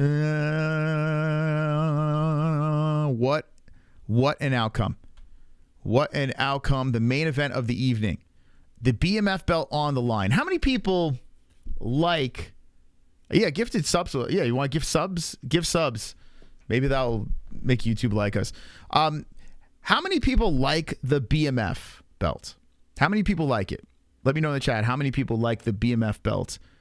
Let me know with a yes or a no in the chat. Because I got to be honest with you, I still don't like it. If anything, last Saturday, it kind of cheapened the victory of Justin Gaethje. Him putting that belt over the shoulder, it looked like he was just kind of like, he looked at it. Like, what is this? Wonderful, wonderful. Moss thoughts on the wheelchair dynamo and his recent revelation. I think he sparked Wegate. Holmes looks like an out of work, gay lumberjack porn star now. Maybe save this for the other show. I will say this. I sent him a congratulations donation, and he responded back with a little hostility. Odd. That's all I will say. I was like... So I politely left. Not sure what that was about. He did follow it up, support MMA channels, and that's the MMA holes. But it was a bizarre... Like, his response, I was like, bro, man... I don't know if anyone saw that, but I dropped a 10 spot on there. Just, just saying hello. And just, I was very cordial. I said congratulations. And I watched his response. I was like, what? I couldn't help but laugh. I told Jesse about she was dying laughing. I was like, damn, bro. It's not that serious, man. I don't understand. Anyway. Best of luck, my friend. Not really. Not really. You know what I said? I said, congrats on 100K. Well deserved. And then I followed it up with a joke, right? And the joke was, how did I put it? I said, what did I say? Oh, now I know why you wear a beanie. And a laughing emoji. That's all I said. Now I know why you wear a beanie. Because he was showing his hair. I mean, I didn't think that was that bad. I said congratulations and well deserved, and I crack a little joke on an MMA hole. Nothing really bad, because his hair did look ridiculous. But regardless of the fact, I'm happy for the kid. And his response, I politely walked out the door. I was like, well, look at this guy. Like, super silly response. But anyway, I'm not gonna say what it is. Go find it. Go watch it for yourself. Anyway, Gaethje, Poirier. So we were talking about the BMF before, and I think a lot of people are. Yeah, it was an observation. I mean, it wasn't really, and even if it was a goofy thing, poking fun at the hair, it wasn't anything bad. I was dying though when I saw his response. I was like, bro, dude. I can't still be on your mind, bro. Like, it's not even, that doesn't make any sense. Looks like a retired raccoon stunt. I mean, listen, I don't know what's going on with him. I have no idea. I think he's got some shit going on. I think behind the scenes. That's why I'm not gonna keep poking. I feel bad for the kid, man. Like, he's doing really good, but I feel like there's something. I'll say this. Let me just say this and I'll move on. I don't even know why I'm fucking talking about this. This is for not the MMAs. I'll say this. He did a great job growing his community. Fantastic job, and he got to 100K. He's killing it. His lives are like just filled with young kids. And I accentuate the young kids part. Like, the young kid portion of the community is literally roasting him every fucking day. He's got thousands of people watching, just making fun of him constantly. I don't know how you could mentally deal with that on a regular, of people just roasting you. It's got to be taking a massive toll on the kid. So I don't know. I mean, maybe he's in his 20s. Like, what? How many more years can you fucking take of your own community just biting you? It's like, it's like raising a zombie, like a bunch of zombies, and they're just constantly trying to eat you. So I'm hoping he could. I don't know. I don't know. Anyway, nothing but the best for him. It is what it is. But I do find that he might be just super stressed. I don't know. You could tell by his hair. Like, shall we reach out to him and make a piece? I have no issues. I have no issues. Like I said before, I have nothing but respect for what he's done over there, for sure. He grinds, man. And he deserves everything he gets. Okay, anyway, why are we talking about this guy? I keep on getting conned into talking about these other guys. Let's go, champ. D-Rest. What happened here? D-Rest has become a member? Wait, I'm so confused. Oh, Dante Mack just gifted 5 memberships. Yo, Dante Mack just became a white belt. Shout out to Dante Mack. And then he fucking doubles down. And he fucking does 5 memberships. Let's go. Dante coming in hot. Thank you, Dante. Hey, yeah, listen. Let's go, champ. If you are going to drop anything through YouTube, the memberships are probably the best way to go because you're giving back to the community as well. So I appreciate that. That's very nice of you. 5 double champ memberships. That's awesome. And you give them the opportunity to hang out on members only streams. Very nice. So shout out to the new members over here. Dante doing his thing. As the new members are coming in, listen, that head kick was gorgeous. It was absolutely gorgeous. A lot of Let's Go champs in the background. Don't mind that. I might have to change that. Hold on a second. Let's do something here. It's very distracting. Streamlabs. Let's do this. Let's go, champ. It's going to drive me nuts. That was really cool, Dante, man. Really appreciate it. Fat Dogs has become a member. Shout out to Fat Dogs. Let's go, champ. Moon Dog. A lot of dogs getting their memberships. Alert box. Do this. Let's see. Members. Do this. Yo, D-Rest. Thank you, D-Rest. Shout out to D-Rest. Gifted memberships, man. I'm going to make it really low. Let's just do this. Let's go, champ. All right, a little lower. So let's see if this works. Do it very low. Thank you, D-Rest. Gifting 5 memberships. My goodness. Let's go, baby. Filthy Casual. Thank you. That's really kind of you. You guys are awesome, man. The Lurkers getting Anakin Skywalker membered up. Courtesy of D-Rest. Thank you. All right. Man, I'm trying to get to this main card, but you guys are taking over. You're not here to take part. You're here to take over. All right. Sneaky Smurf, congratulations. So how many people thought that Dustin Poirier was going to lose by a head kick? Not even Dustin Poirier thought this was going to happen. And Justin Gaethje disguises the punch.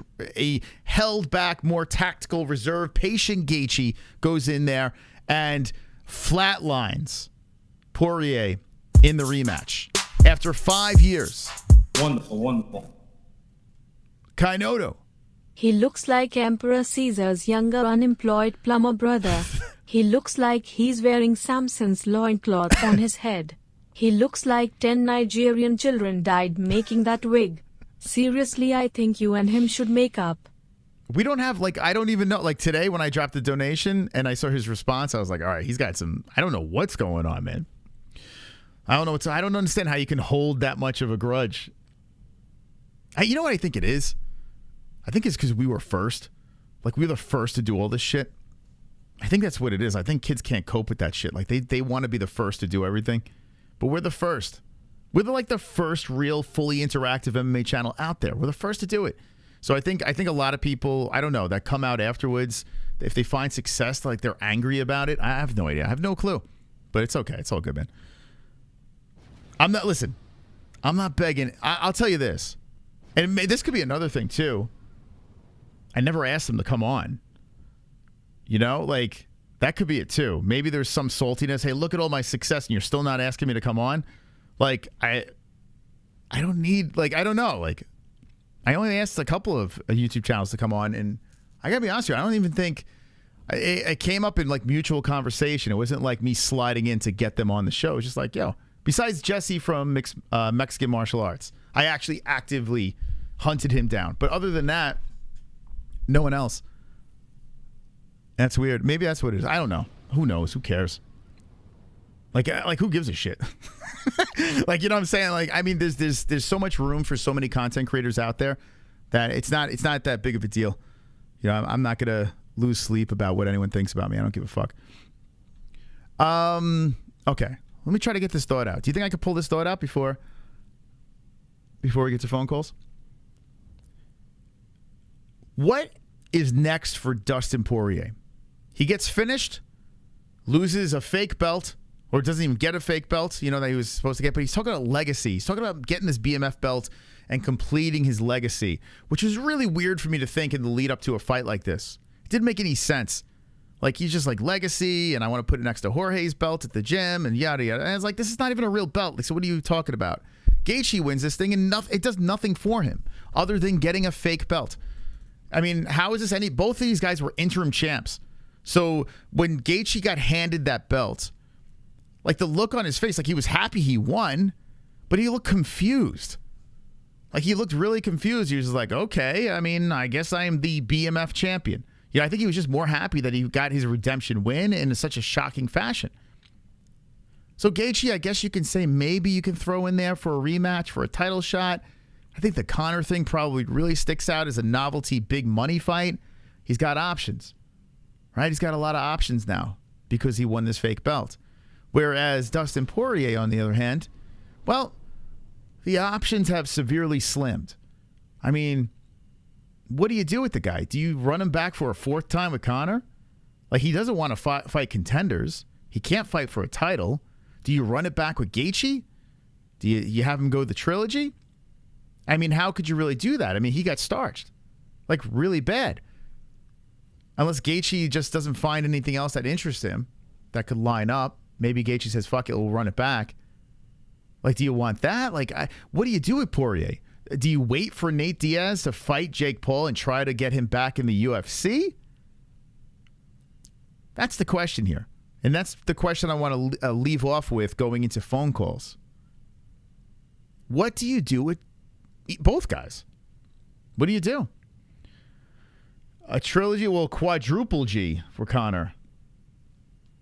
Hey, Todd Father, how you doing, bud? By the way, I'm supposed to be doing something with Angel tomorrow, I think.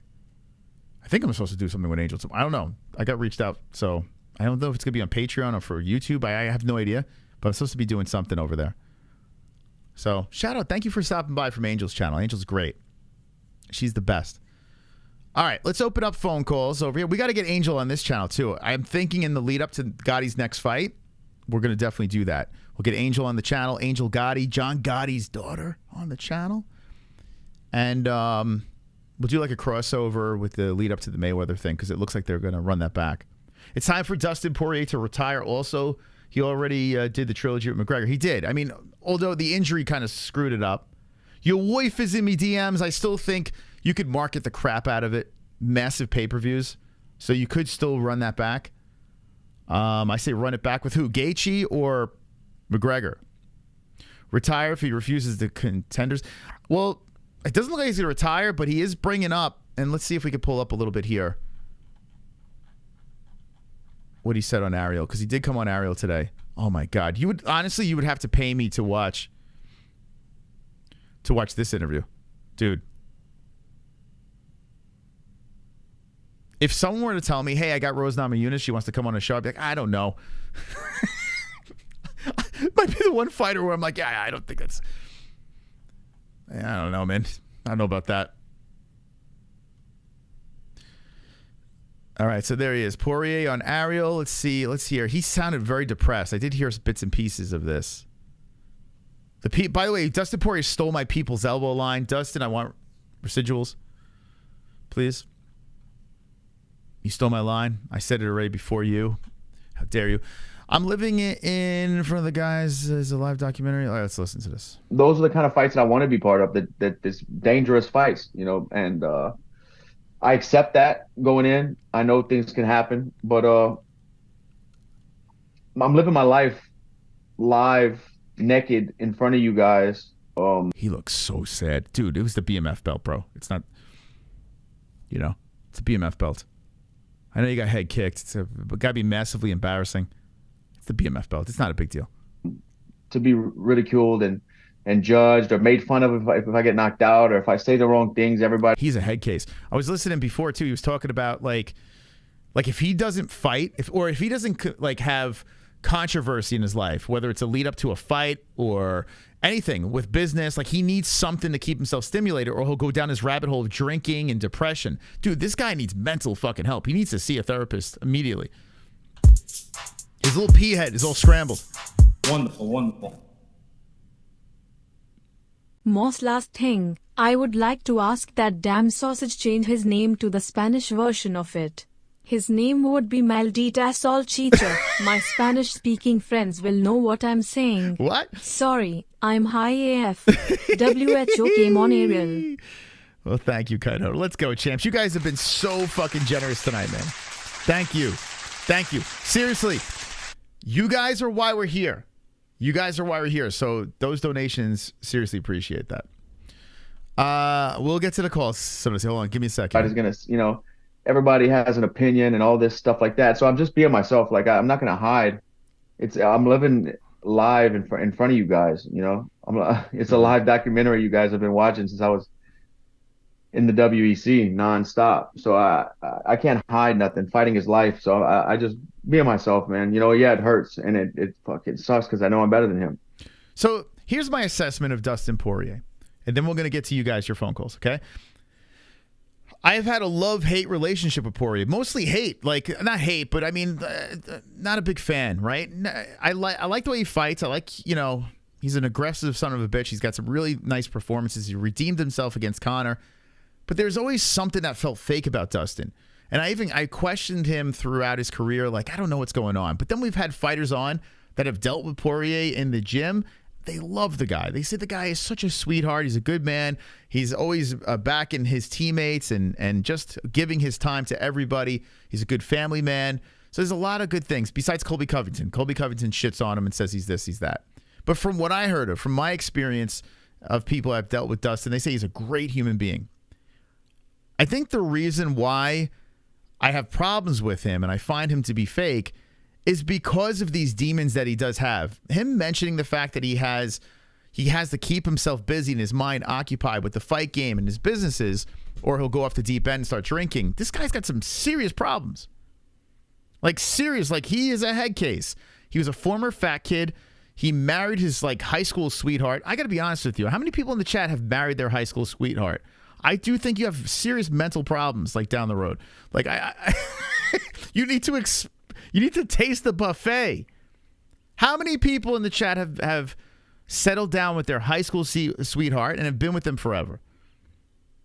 Like, I don't know. Like, I feel like you go from mommy to your girlfriend and you're like, okay, that's my new mommy.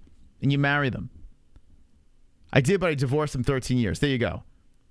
Like, and some people pull it off, but I think you got mental problems. I do. Like I'm sorry. Like, and I got mental problems too. Don't get me wrong. I have mental problems as well. But I do feel for people that marry the high school sweetheart.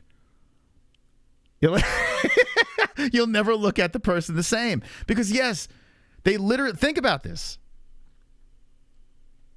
They're mama's boys, right? They lose their mommy. They move out. They try to become a man. Like, I need a new mommy. I got to marry for my fucking high school sweetheart. Can't let her get away. She's my new mommy. It's weird, man. Dustin Poirier did that. He married his high school sweetheart. She was with him through thick and thin. And look at him. He's a fucking head case. You almost did? Thank God, man. Thank God you didn't. Anyone that's a fighter has to be off some way. at least DP is honest about, unlike Tony Ferguson. Tony Ferguson is mentally ill, for sure. Like, he's definitely mentally ill. He's got problems. And like I said, let me make this as clear as possible. I'm not trying to shit on Poirier. I think this guy needs massive therapy. Like, you can tell, man, he has every right to be upset about this fight. I get it. He had a full camp for this. He was away from his family. Makes total sense. But when he starts talking about his personal stuff, the way he actually talks on the mic, his stuttering and all this thing, this dude's been through some shit. Whatever he grew up in Louisiana, he was probably this fat, chubby kid that got bullied and had to get into fighting to change his life up. He found one girl that would pay attention to him. Thank God she had big tits. Married her. Think about it. Think about it. All right, I'm going to open up phone lines. We're going to get to the bottom of this. Might be a hot take, but that's just my opinion. Let's go, champ. Thank you, Encore. Thank you, my man. It looks like you re-upped your membership. I appreciate it. Like, he's got skeletons in his closet. This is a lot going on. I would love to interview Dustin Poirier to fucking unlock the demons. I would love to have him on, and of course I would make it as lighthearted as possible, but I would love to just go down that road. We had William Knight on the show, and he was talking about how he's fucking molested by his family and all that stuff. We like opened that door, and people were saying this is dark, this is this and that. I like learning about these guys because at the end of the day, like he says, they fight naked in front of people inside a cage. And if you already have pre-existing mental problems and traumas, and you're amplifying it by getting battered in the head with a fucking shin, you know, that can't help down the road, man.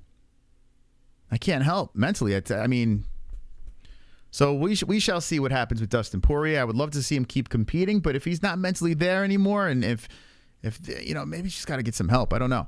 All right, let's take a quick break. When we come back, we will open up the phone lines. The segment everyone loves, the phone calls. So stand by as we talk UFC 291 or whatever the hell else you want to talk about. Jump into our Discord, friends. Discord is how you can call. Okay? It's completely free. You can call from all over the world. Bye.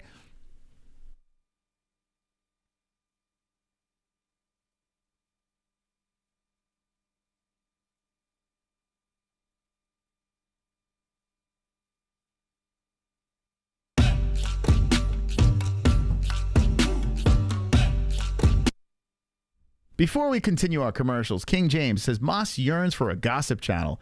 Bro, what the fuck? That's not even gossip. Breaking down the mentality of a fighter?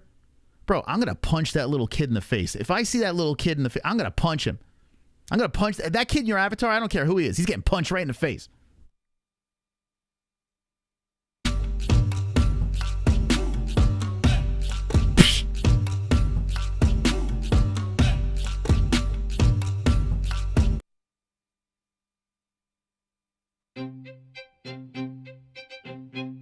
Do you feel that the UFC is doing your favorite fighter dirty and not paying them enough? Well, I understand. They need to be paid appropriately. They put their lives in danger inside a cage and compete in their underwear. And that's not easy to do. You can make a difference by going to millions.co, link in the description. If you're a creep or a pervert, you can get a signed, fight, used, and worn bra. If you're a normal human being, you can get a signed hat or signed gloves. Anything is possible at Millions. So click that link, change a fighter's life.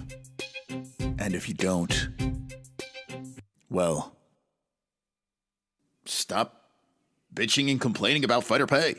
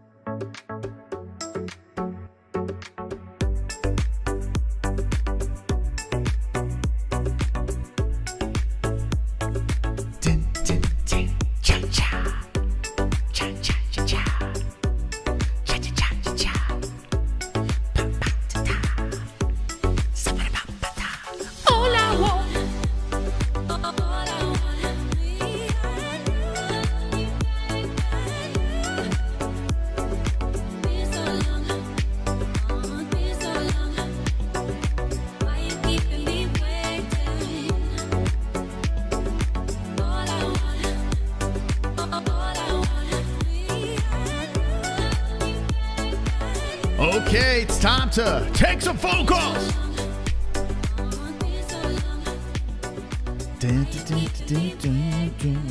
All right, the mythical creatures that have appeared after UFC 291. By the way, I took the actual the YouTube live.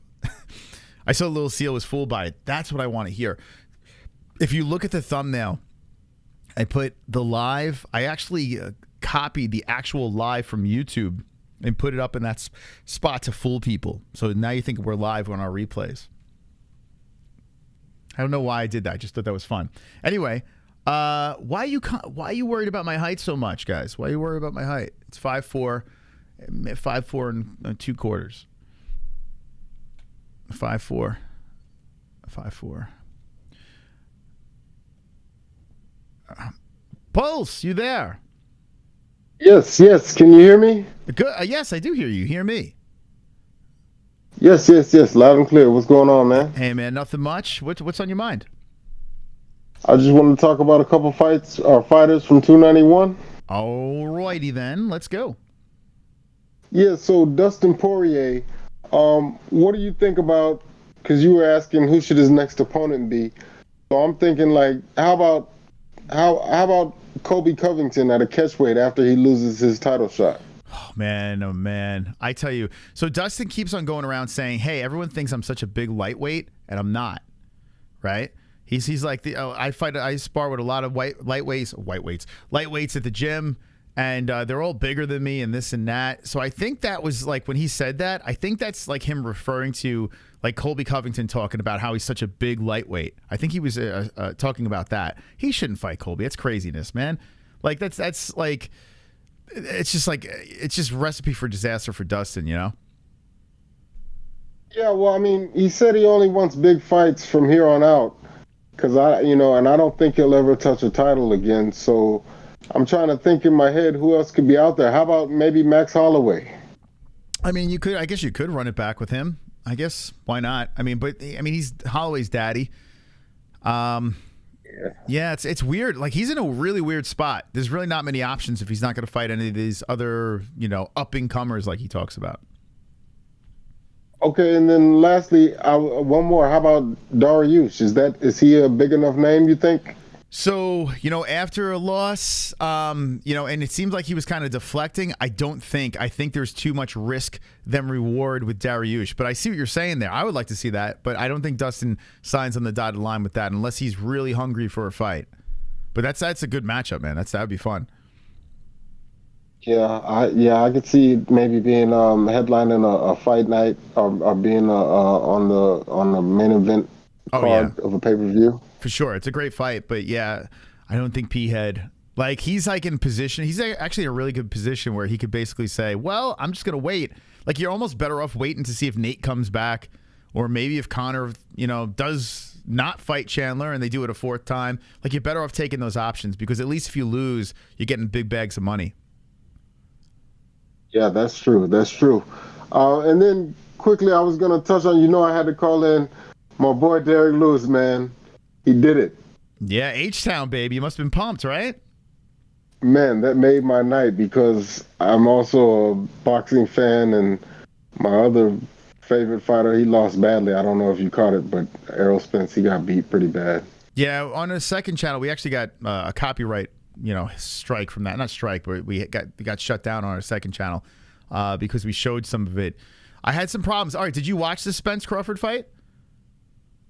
Yeah, I ended up watching the replay because it kind of intersected with the 291 main event, so I ended up watching it. Oh, so you watched UFC live and then you ran the boxing back?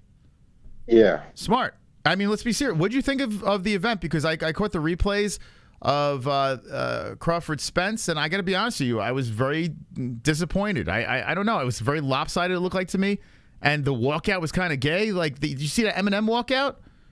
Yeah, what'd you think? You didn't like it? No, because so Eminem, I showed it last night. I wish I could show it on here. Eminem walked out, he yelled, and I was like, wow, this is going to be awesome. Like, this is going to be amazing. Crawford had the fishing line, the net over his shoulder. It started off fire. And then Eminem halfway through, he doesn't sing, he doesn't rap. He's just walking with them. Like, isn't he supposed to rap with them? Like, isn't he supposed to, like, walk out and, like, scream into the mic? Yeah, I think he's big time now. I think he's kind of mailing it in right now. I don't know. Yeah, he just started walking with him, and then he turned around halfway, and Crawford turned around like, "Yo, M, where'd you go?" Like he just left, like he Irish exited, like he just fucking vanished. I was like, "What?" And then the fight itself was a complete lopsided mess. They're saying this is the fight, these are the two best, blah blah blah. All hats off to Crawford, but Spence was looking like a can there. Yeah, no, it certainly wasn't the fight that people billed it as. It was supposed to be one of the greatest fights in the past 5 years in boxing, and it was a one-sided affair. I thought in my head it would be 50-50, but no, Spence kind of got dog-walked, and there's really no need for a rematch now. So, but Derrick Lewis, he made my night, man.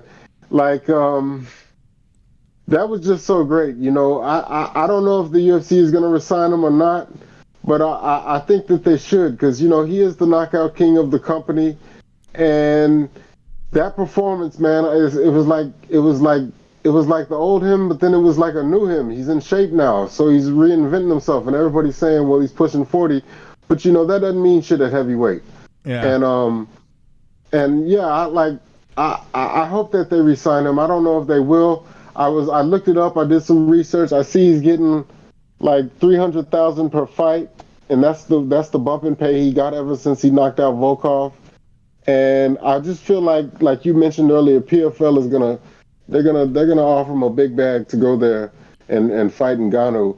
And so I feel like the UFC, if they're smart, they should strike while the iron's hot and go ahead and re-sign him now. Oh, you're saying so? Don't even let him test the market. Say, hey, listen, this is what we want to give you. Let's go. What do you say, Derrick?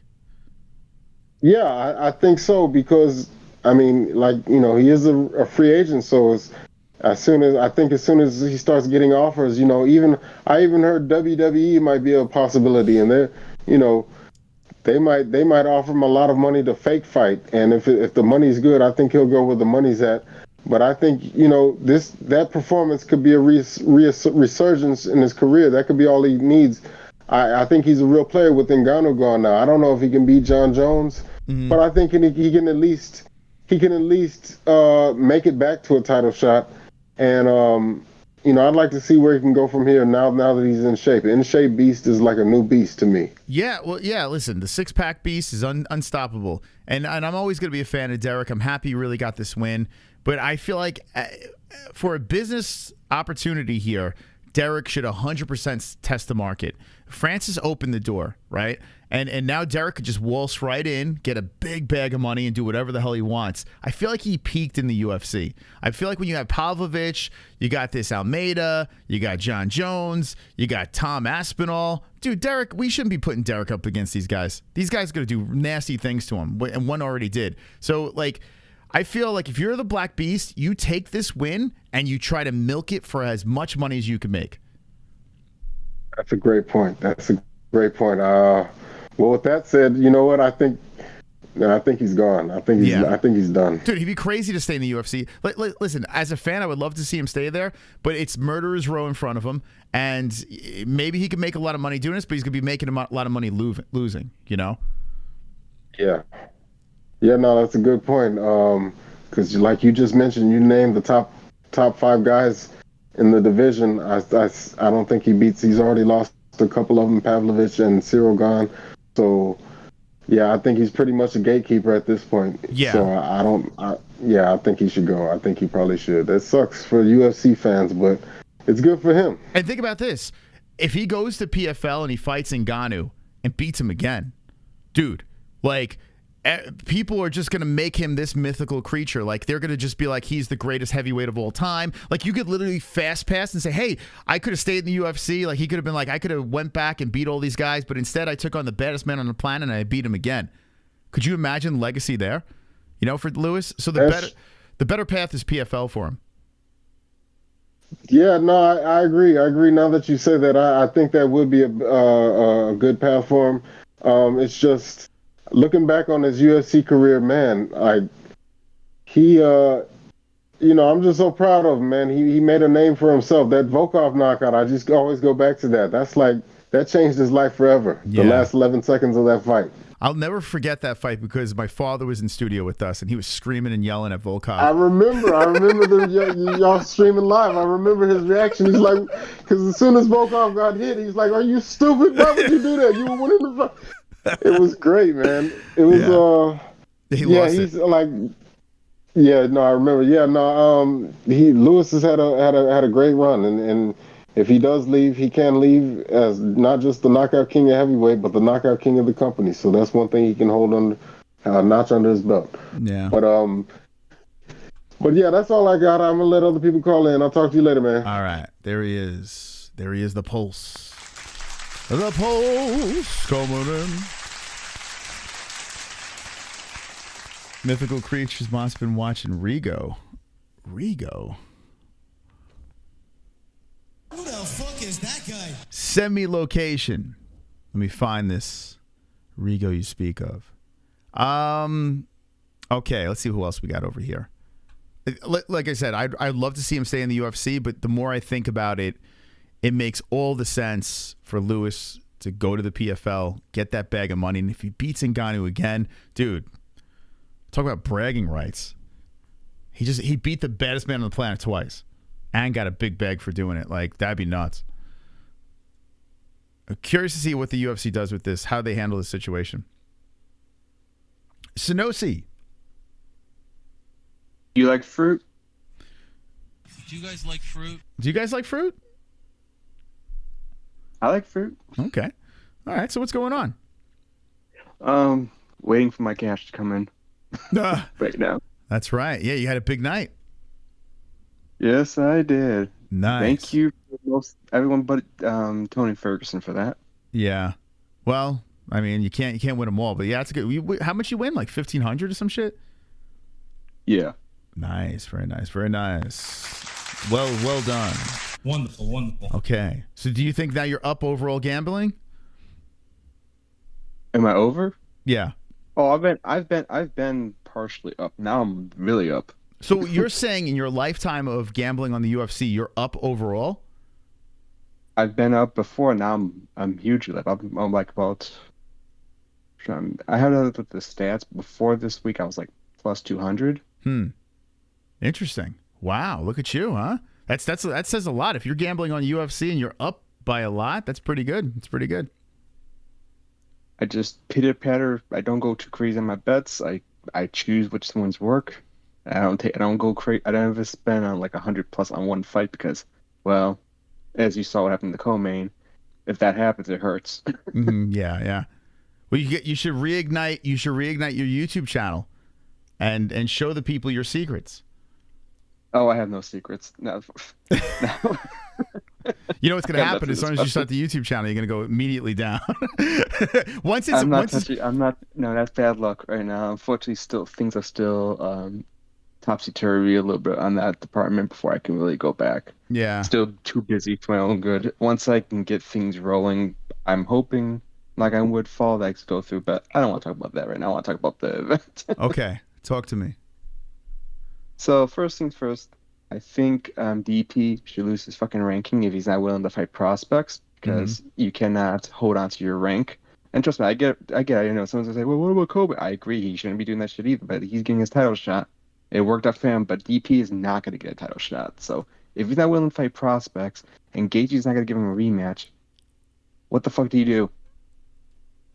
I mean, you do have an issue. I have a feeling Poirier just sits around for a little bit. I don't think he fights for a while, unless something falls in his lap.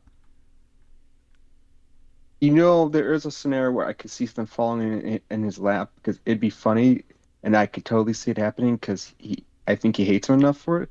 If Kobe wins, I could see him totally saying, hey, come on, Dustin, P-head, come on, fight me. I'll give you a title shot. Go ahead. I don't see it happening. I don't, because Poirier most likely loses. That fight wouldn't happen. Yeah, I mean, Poirier knows he would lose. Yeah, but the chance of getting a belt, you don't think that would be temptation enough? No, because Kainoto sounds gay. Hold on a second. Clipper says Kainoto sounds gay. Do you think that Kainoto is gay? I mean, I don't hear his voice, so I can't tell you if he sounds gay or not. That's true. We haven't really heard his voice. Okay. Anyway, back to you. Yeah. What were we talking about? Poirier? It was just Poirier, but honestly, we don't have to go too far into that. I was just mentioning that. Okay. There's two other things I want to mention. I don't want to go too long because I know there's other people.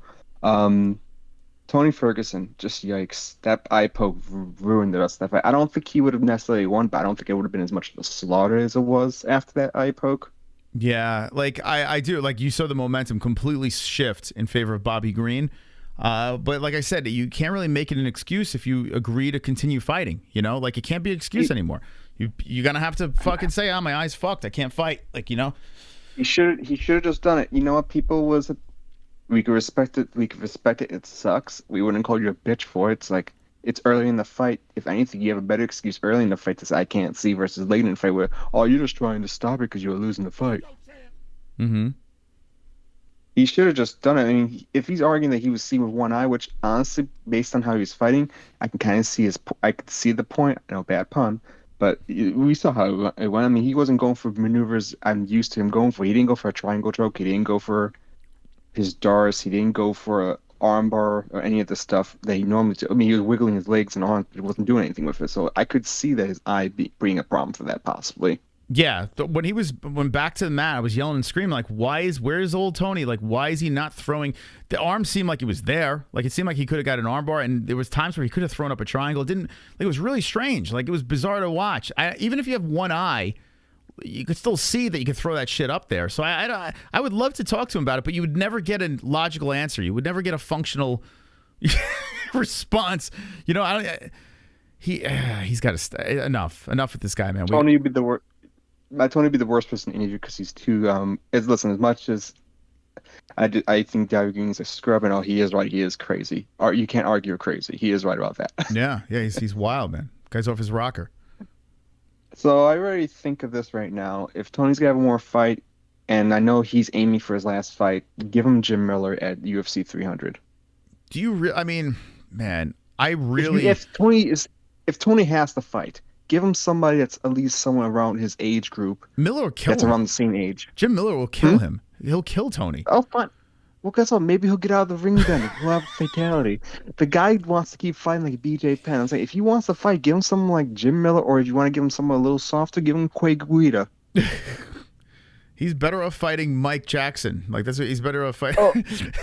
You know, like, I mean... No, because if Mike Jackson somehow wins, I can't have that. I can't have the chance of Mike Jackson winning a fight. I don't want to see him fight. I feel like I want to pick it outside the apex until we tell Tony to hang it up. I want to stand outside of his cabin as he's getting ready to track down a bear and say, Tony. Picket fence, gates, everything, tranquilize him the moment he walks into a gym. No. Hit him in the neck with a dart. I don't want him. Just fucking stop him. I don't want him to fight either, but if he's going to fight, at least give him someone in his age group. Someone that's exactly his age or older. Dana White needs to step in and say, listen, it's over. It's fucking over, bro. Like, that's it, man.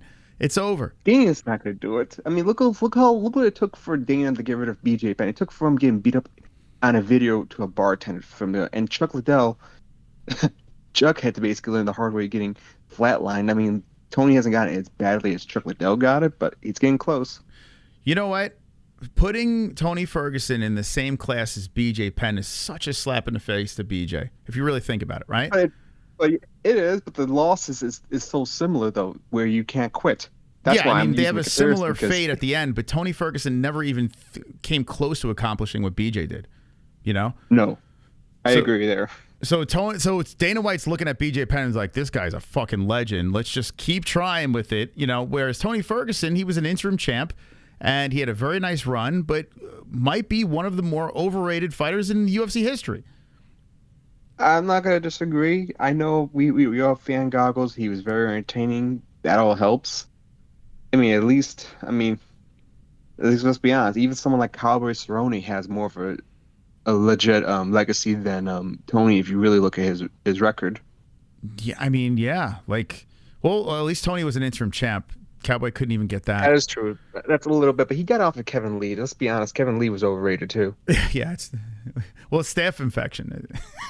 That was staph infection. I'm just saying, Kevin Lee. It's just as bad as when people, when they mention Habib. Oh yeah, he won it off of being Al Quinta. So there's just some people just. Yeah. You got Listen, your head off of the spinning people. So. I respect Tony because he's a fun guy. Like, he was a fun guy to watch.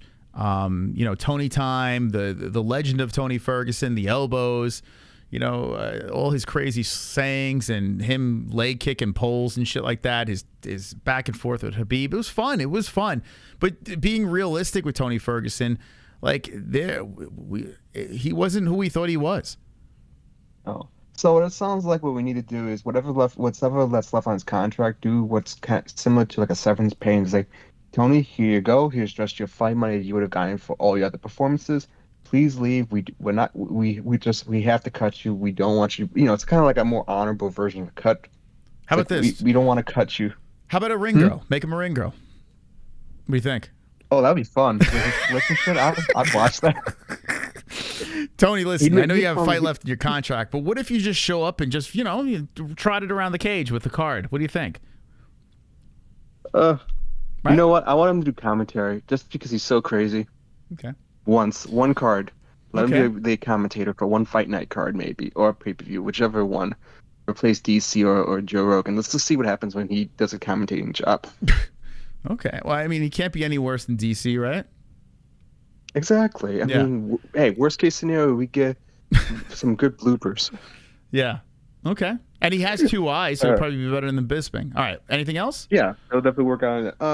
No, we're gonna give everyone else. I got some other things to talk about, but I think this is good enough.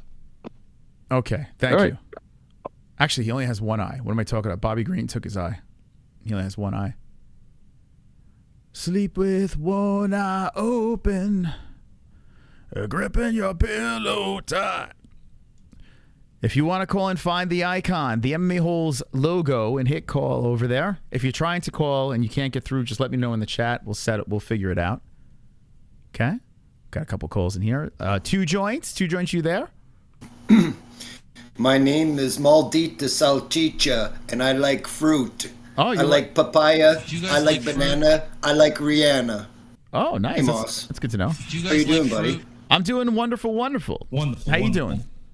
Oh, I'm super happy that I got through, buddy. And just like I always say, every one of my calls, all the best to you and Jesse, kind of thing. But I want to talk about the fights here really quick. Just a short call, Moss. Okay. I noticed a little bit of a pattern involving a few things, and it's a pattern around declining something. So what I'd like to start off with is Thompson being an absolute pussy of the month, declining a fight for a guy that was 375 pounds. It doesn't matter, Moss. It's the UFC. That's what these guys do for a living. I just really think he should have fought. So he declined his fight, right? You know what I mean? So yeah, pretty lame. I don't know what you think about that, but well, I mean, like I said before, if this was the first time he did it, it's kind of weird, but I still get it. It's the second time this happened, and the first time he took the fight against Darren Till. Do you remember that when he took the fight against Darren Till and Darren missed weight? It was this whole big deal. Yeah. Yeah, everyone was kind of shitting on Darren, and Darren went in there, and he showed that the weight played a little bit of it literally won him the fight, really. I mean, it was a close fight. It could have went either way, and Darren got the edge, and it could have been because of the extra couple of pounds. I don't know. You know, like, jeez. And it stopped. That was probably Darren Till's last good fight. I mean, to be honest with you, because I mean, after that, he just got annihilated and embarrassed. And I mean, what else is new, right? I think he reached his peak, and then he just kind of fizzled out faster than most, kind of thing. Kind of like Chiesa. I mean, Holland just fucking worked him, man, from the first part of the fight till he put him out, right? Like, I mean, just total domination. I mean, that was pretty awesome to see. I never liked Chiesa after his drama from Conor throwing the dolly at the bus, and he's standing there like he got shot in the head. And he's got this little baby fucking size scratch above his eye. I lost respect for him, but yeah, and I mean, Bobby Green and Tony Ferguson lost. I mean, Bobby just played with his meat. After the first round, I just thought to myself, there's no way this is getting anywhere near to a decision, because that's what I had picked for Goat Milk. Mm-hmm. And holy fuck, he just played around with him. He could have choked him out well before the time that he did, is what I'm trying to say. So, but Tony's had a great career. It's time to hang him up, because, like, I mean, you don't want to see a guy get hurt any more than what he already is, kind of thing. So, you know, like, give him some respect and just not give him another fight. And then just one more quick thing, Moss. I thought it was absolutely hilarious. Brendan Schaub going, oh yeah, I got a word from my boy Cheeto, family emergency, real bummer. And then they showed, and then Cheeto's ripping down the road with this tight ass little bottle of chalupa hanging out with him, man. I just thought that was hilarious. Like, I mean, just somebody else that's passed on hanging out with those three fucking idiots, man. You know, Brendan and whoever else he can beg to come on for a guest. I just thought that was awesome. Cheeto's riding down the road with this tight ass. Oh man, yeah, she was fine, Moss. She was fine. But I just, it was funny, right? You know what I mean? So yeah. We showed that on the second channel, and unfortunately it's down. But we put in for a request, so it should be back up. Well, what's really, that's actually a depressing thing too. I want to bring up really quick, Moss. I was watching the stream for the second time, and I'm not unbalanced. I just found it to be a quality program last night. And all of a sudden, it just stopped. Like, I was in the middle of watching it. I left you a lovely program, or a lovely comment, and then it just all fucking stopped. Like, they shut it down while I was watching it. I'm not even kidding you, man. I was very unhappy. Yeah, it was Showtime. Showtime got us this time. It wasn't the UFC. Showtime. I don't know what the hell, man. Like, listen, like, we weren't just fucking showing. Like, we were doing a fair use reaction of not the entire fight, just little clips here and there. I mean, it's so dumb. We put in for it's probably going to be. It was on the second channel too, right? You know what I mean? Yeah.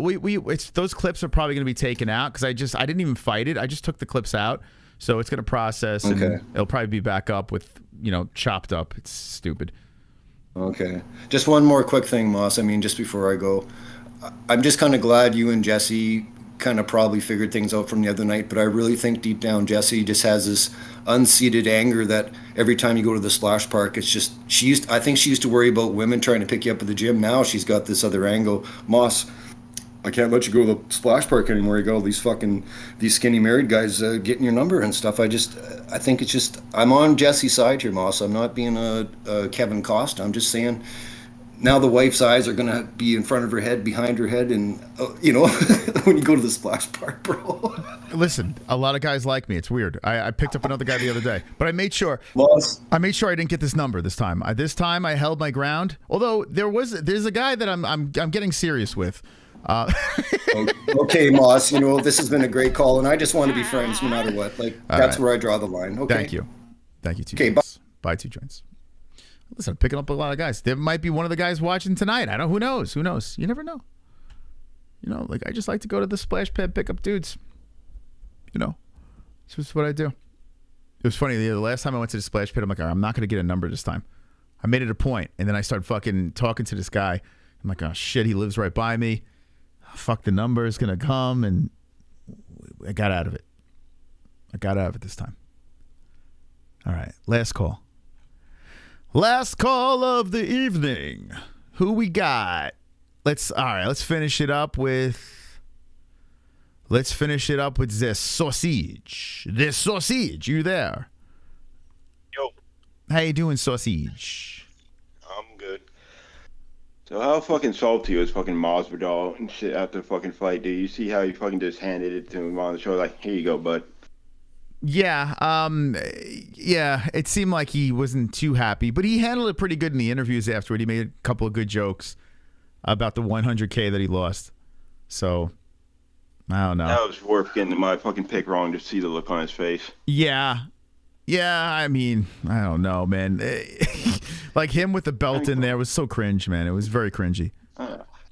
Put your bias aside. Wrap it around the fucking guy's waist. Be respectful. But even when Gaethje got the belt, like, it was really strange. Like, it seemed like Gaethje was even like, what am I going to do with this? Like, he looked really weird with, like, when he first grabbed, he looked at it and was like, all right. Like, there's, like, no emotion. It's just a bizarre belt. I know. They better defend it this time or it's going to be a fucking laughing stock of the whole sport. That's not already. Yeah, we're going to see this thing. This is the let's fix this event belt. That's what it should be called. It's, we don't have a title fight. Let's do this belt. That's what it's turning into. We'll see how long the UFC fans go along with it before they start fighting back. I have a feeling eventually UFC fans will be like, okay, we get it. You're trying to fucking squeeze more money out of us. We get it. Oh, shit. And he was on fucking Jorge. He was on Twitter today trying to call out McGregor. I'm like, aren't you retired, motherfucker? Yeah, there's nothing better than retired people just calling out people that aren't even active. It's great. It's great content. It's so annoying. Conor's getting annoying. Jorge's getting annoying. It's like, come on, guys. What are we doing here? Although, I got to say this. I don't mind Askren Masvidal too. Take my money. Take it. I want that. Like, bad. I would love to see Ben Askren just grab a hold of him and fuck him up in a rematch. Dude, I would love that. Would be hilarious, man. Because Jorge's got that tattoo of him with the knee. Dude, it'd be so funny if Askren, like, submits Masvidal and then puts a tattoo of him choking out Masvidal. That'd be hilarious. What if he fucking licks a tattoo during the fucking fight? I would be the biggest Ben Askren fan in the whole world if that happened. That'd be great. No, I think his knees are too fucked. I don't think he's coming back. Yeah, he's in great shape, though. Have you seen him? No, not lately. Yeah, Ben is actually training. Hold on, let's see. Ben, I mean, after that beautiful performance against Jake Paul, here, I'm going to show you. I'm going to put up a picture here. Yeah, he's even showing lines in his stomach. 2019, 2023, okay? And he says, let's see. That's actually, I don't know. He just puts the picture up. But there you go. I don't know if you see on the stream, but yeah, Ben Askren's, he's getting, he's getting in shape. But, all right, so Derrick Lewis versus Ngannou. I mean, I don't know if they're going to be able to fucking sell that shit. Even though Derrick Lewis is coming off a big win, he's coming off, what, how many losses? I don't know if fans will fucking bite into it. Because you think it can't get any worse? It fucking can. It really can. That fight was like the worst fight I've ever seen. Like, I can't, like, Dada versus Kimbo might be, I mean, but at least that was funny. Lewis versus Ngannou was so bad. Like, no, the worst fight ever is Clay Guida versus Gray Maynard. Oh my God. Well, okay, that was pretty bad, but still, you thought that was worse than Lewis and Ngannou? Yes, because fucking Clay was just running around like a little bitch. But at least he was running. I fucking lost respect for him for so long for that. I was looking forward to that fight, and it was just disgusting. Lewis and Ngannou might have been one of the biggest letdowns of all time. Like, that was, dude, you had two of the hardest hitting guys, and then they didn't want to throw a punch. Like, that's bizarre. Rose versus Esparza was worse, but that's women's MMA. It sucks as it is. You know what I'm saying? We had two of the baddest men on the planet in the cage together. Two of the heaviest hitting men in the world. Man with the most knockouts in the UFC. This other guy, I mean, is just a giant monster of a human being that's just running over people, and they don't punch each other? Like, what? That's crazy, man. That's like watching porn and there's no sex. You know what I'm saying? You know what I'm saying, Sausage? Yeah. But the PFL Bellator merger, they're probably going to get a bunch of heavyweights from Bellator over there, so maybe they'll match him up with one of them. Maybe. Can you imagine fucking Ryan Bader versus Ngannou and he gets fucking flatlined again? Oh, my God. Yeah, that would be a problem. I mean, if there is a merge, that does open up the door. But I got to be honest, like, well, I guess Nemkov versus... wait, Nemkov is light heavy, right? Or is he heavyweight? I can't remember now. I think he's going to 1, I heard. Oh, Nemkov's going to 1? That's the rumor I heard. Well, he'll go into obscurity. See you later, Nemkov. I'm probably not going to watch. Oh, my God. Well, go where the money is. That's all. It's a shame. I wouldn't mind seeing him in the UFC. So, wait. So, Bellator, it's done? It's a done deal? That's it? It's getting bought? That's what I'm seeing on Twitter. They're saying within the month of August, it's going to be fully announced that they're merging. And it's PFL? Yeah. PFL bought Bellator, I guess, and they're merging with them. I don't know. I don't know. I gotta see this for myself. Let's see. PFL, Bellator. You never could trust Twitter. I saw James Lynch just put a thing up with people breaking stories. It is true. It's just people just making shit up. So, like, you don't know. It's like hunches. Report PFL to announce merger with Bellator in August. Set to also part ways with ESPN. Oh, wow. Wow. So they're parting ways with ESPN? Good for them. So this is MMA When news. they're going to Showtime. Oh, boy. Yeah, who's going to gobble them up? Damn, that's a loss for PFL. Oh, this is Todd Atkins. This guy's not even a reporter. Atkins, Insider, PFL, and ESPN. Oh, this guy's not even... Who is this? Don Davis. Our PFL team can focus 100% on building the company in the rare months like July when we don't have fight events. So August looks out for PFL big announcement that changes the global market of MMA. Okay, so these are speculations here. So this is August. Look out for PFL to big announcement that changes the global market of MMA. That doesn't. I mean, that's people are just coming to the conclusion that that's Bellator. But still, this is just speculation. You know, we'll see. Yeah, these are just rumors. We don't know quite yet. I mean, I think Bellator is going to be gobbled up. I do believe that. But I don't know. I don't even care until it's official. You know. I guess we just gotta wait and see. Yeah. Okay. Anything else? I love the way you were talking about me on the second channel last night, Moss. All about the sausage. He's so big, so juicy. Love the sausage. Talking about you in a second. Hold on. Let me remember. I was high as fuck. I'm trying to think. When was I talking about you? You were talking about you had sausage and peppers, and you started going on a rant about sausage. Oh. I do enjoy it. It is the best barbecued food. Yes. Yeah, I was trying to make a little joke that you were talking about me. Oh, okay. I was. Yeah, you're right. I was. Big and juicy. Thank you. Do you guys like fruit? But I like fruit a little bit better than sausage. It's fruity booty. All right. Thank you, sausage. Appreciate it. Yeah. All right. Thanks a lot, man. There we go. The sausage. The moderator coming in. Thank you. Okay. All right. All right, guys. Listen, I want to say this. By the way, Ashley Johnson, thank you for becoming a member. Appreciate that. Thank you to everyone that called in. Appreciate that as well. If you guys are memeing it up, if you guys want to have a little fun. By the way, I got to drop the Sean O'Malley song soon because UFC Boston's like right around the corner. So maybe next week I'll drop that song. Next week should be a pretty busy week here.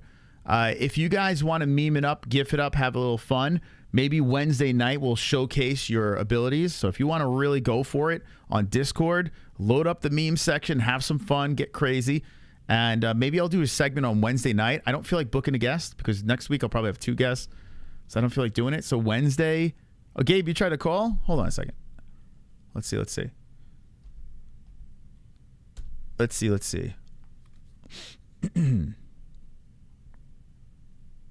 Maybe we'll bring back the meme segment.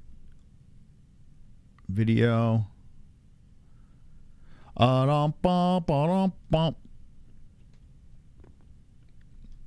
Disable.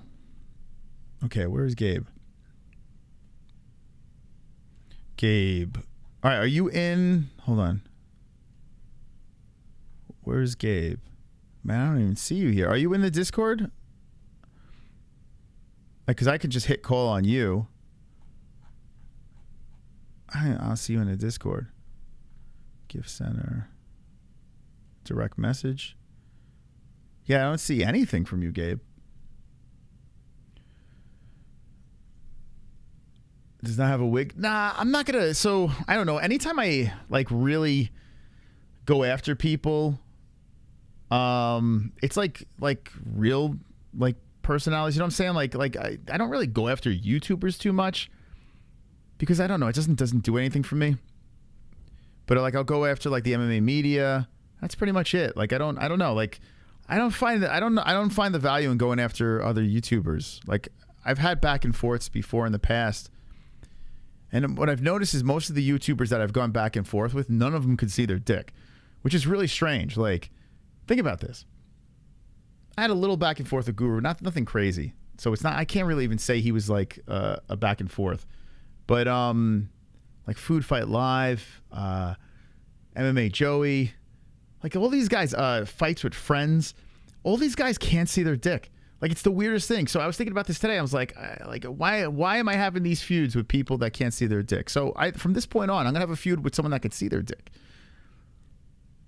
Gabriel 1984. Just put a comment in the Discord. I can hit call, and I'll finish up with you.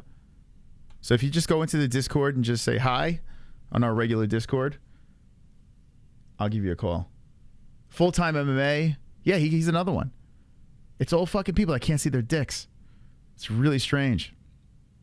I never had a back and forth with Jesse. Like, I teased him about stealing my idea. My thought. And that was it. Yeah, so all you gotta do is find the icon. Here, I'm calling you, Gabe. All you gotta do is find our icon and just right-click it and call. Hit call. Boom, you're in. All right, Gabe is here. Gabe, let's finish up with you, man.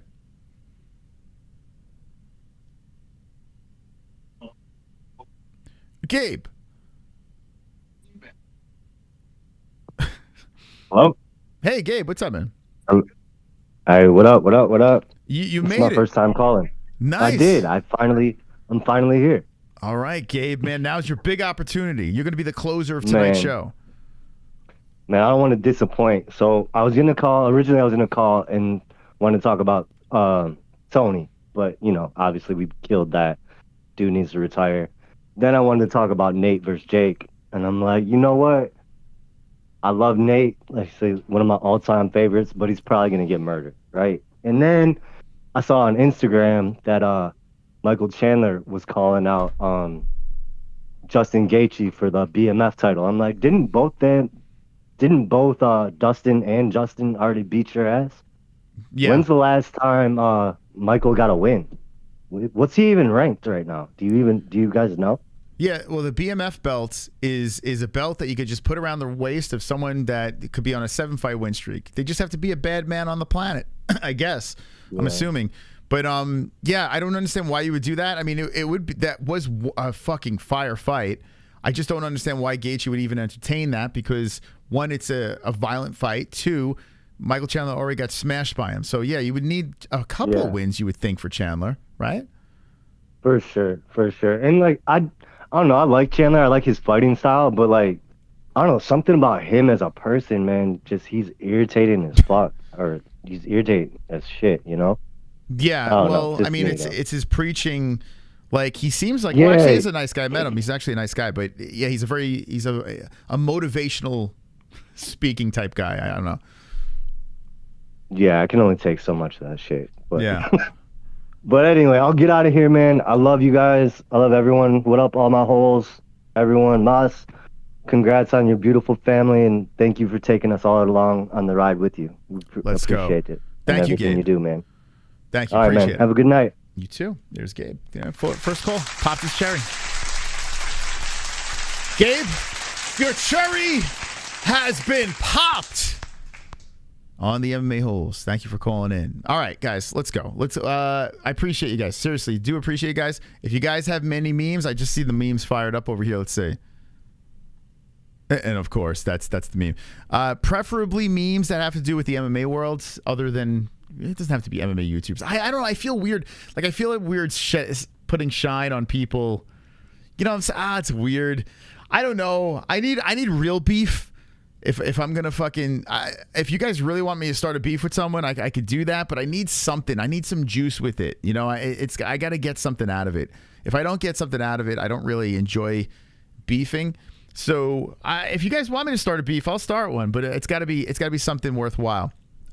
So if you guys want to throw some memes up on the Discord Wednesday night, we'll pop into that. Maybe we'll do a meme segment. But before we go,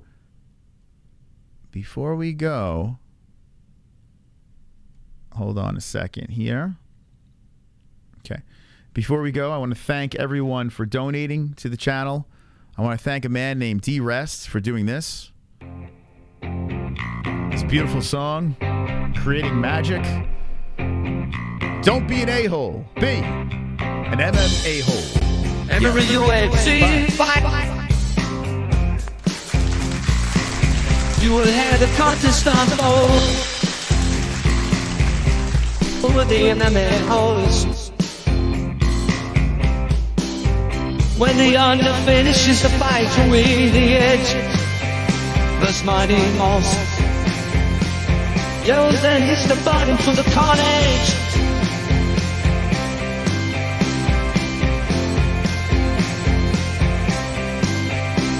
The main event arrives. Buffer is screaming their names. The place is so loud. Fight fans are going insane. You are watching the greatest play-by-play show.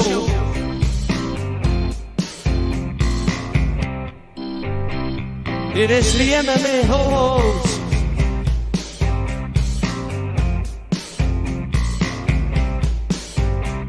And you know that you know.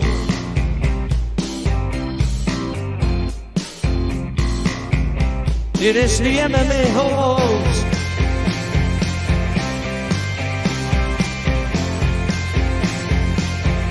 And you know that you know. Fight fans are going insane.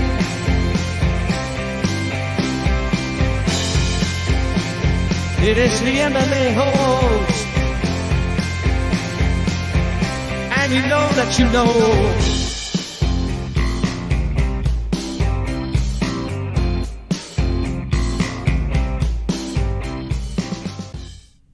Do you guys like fruit?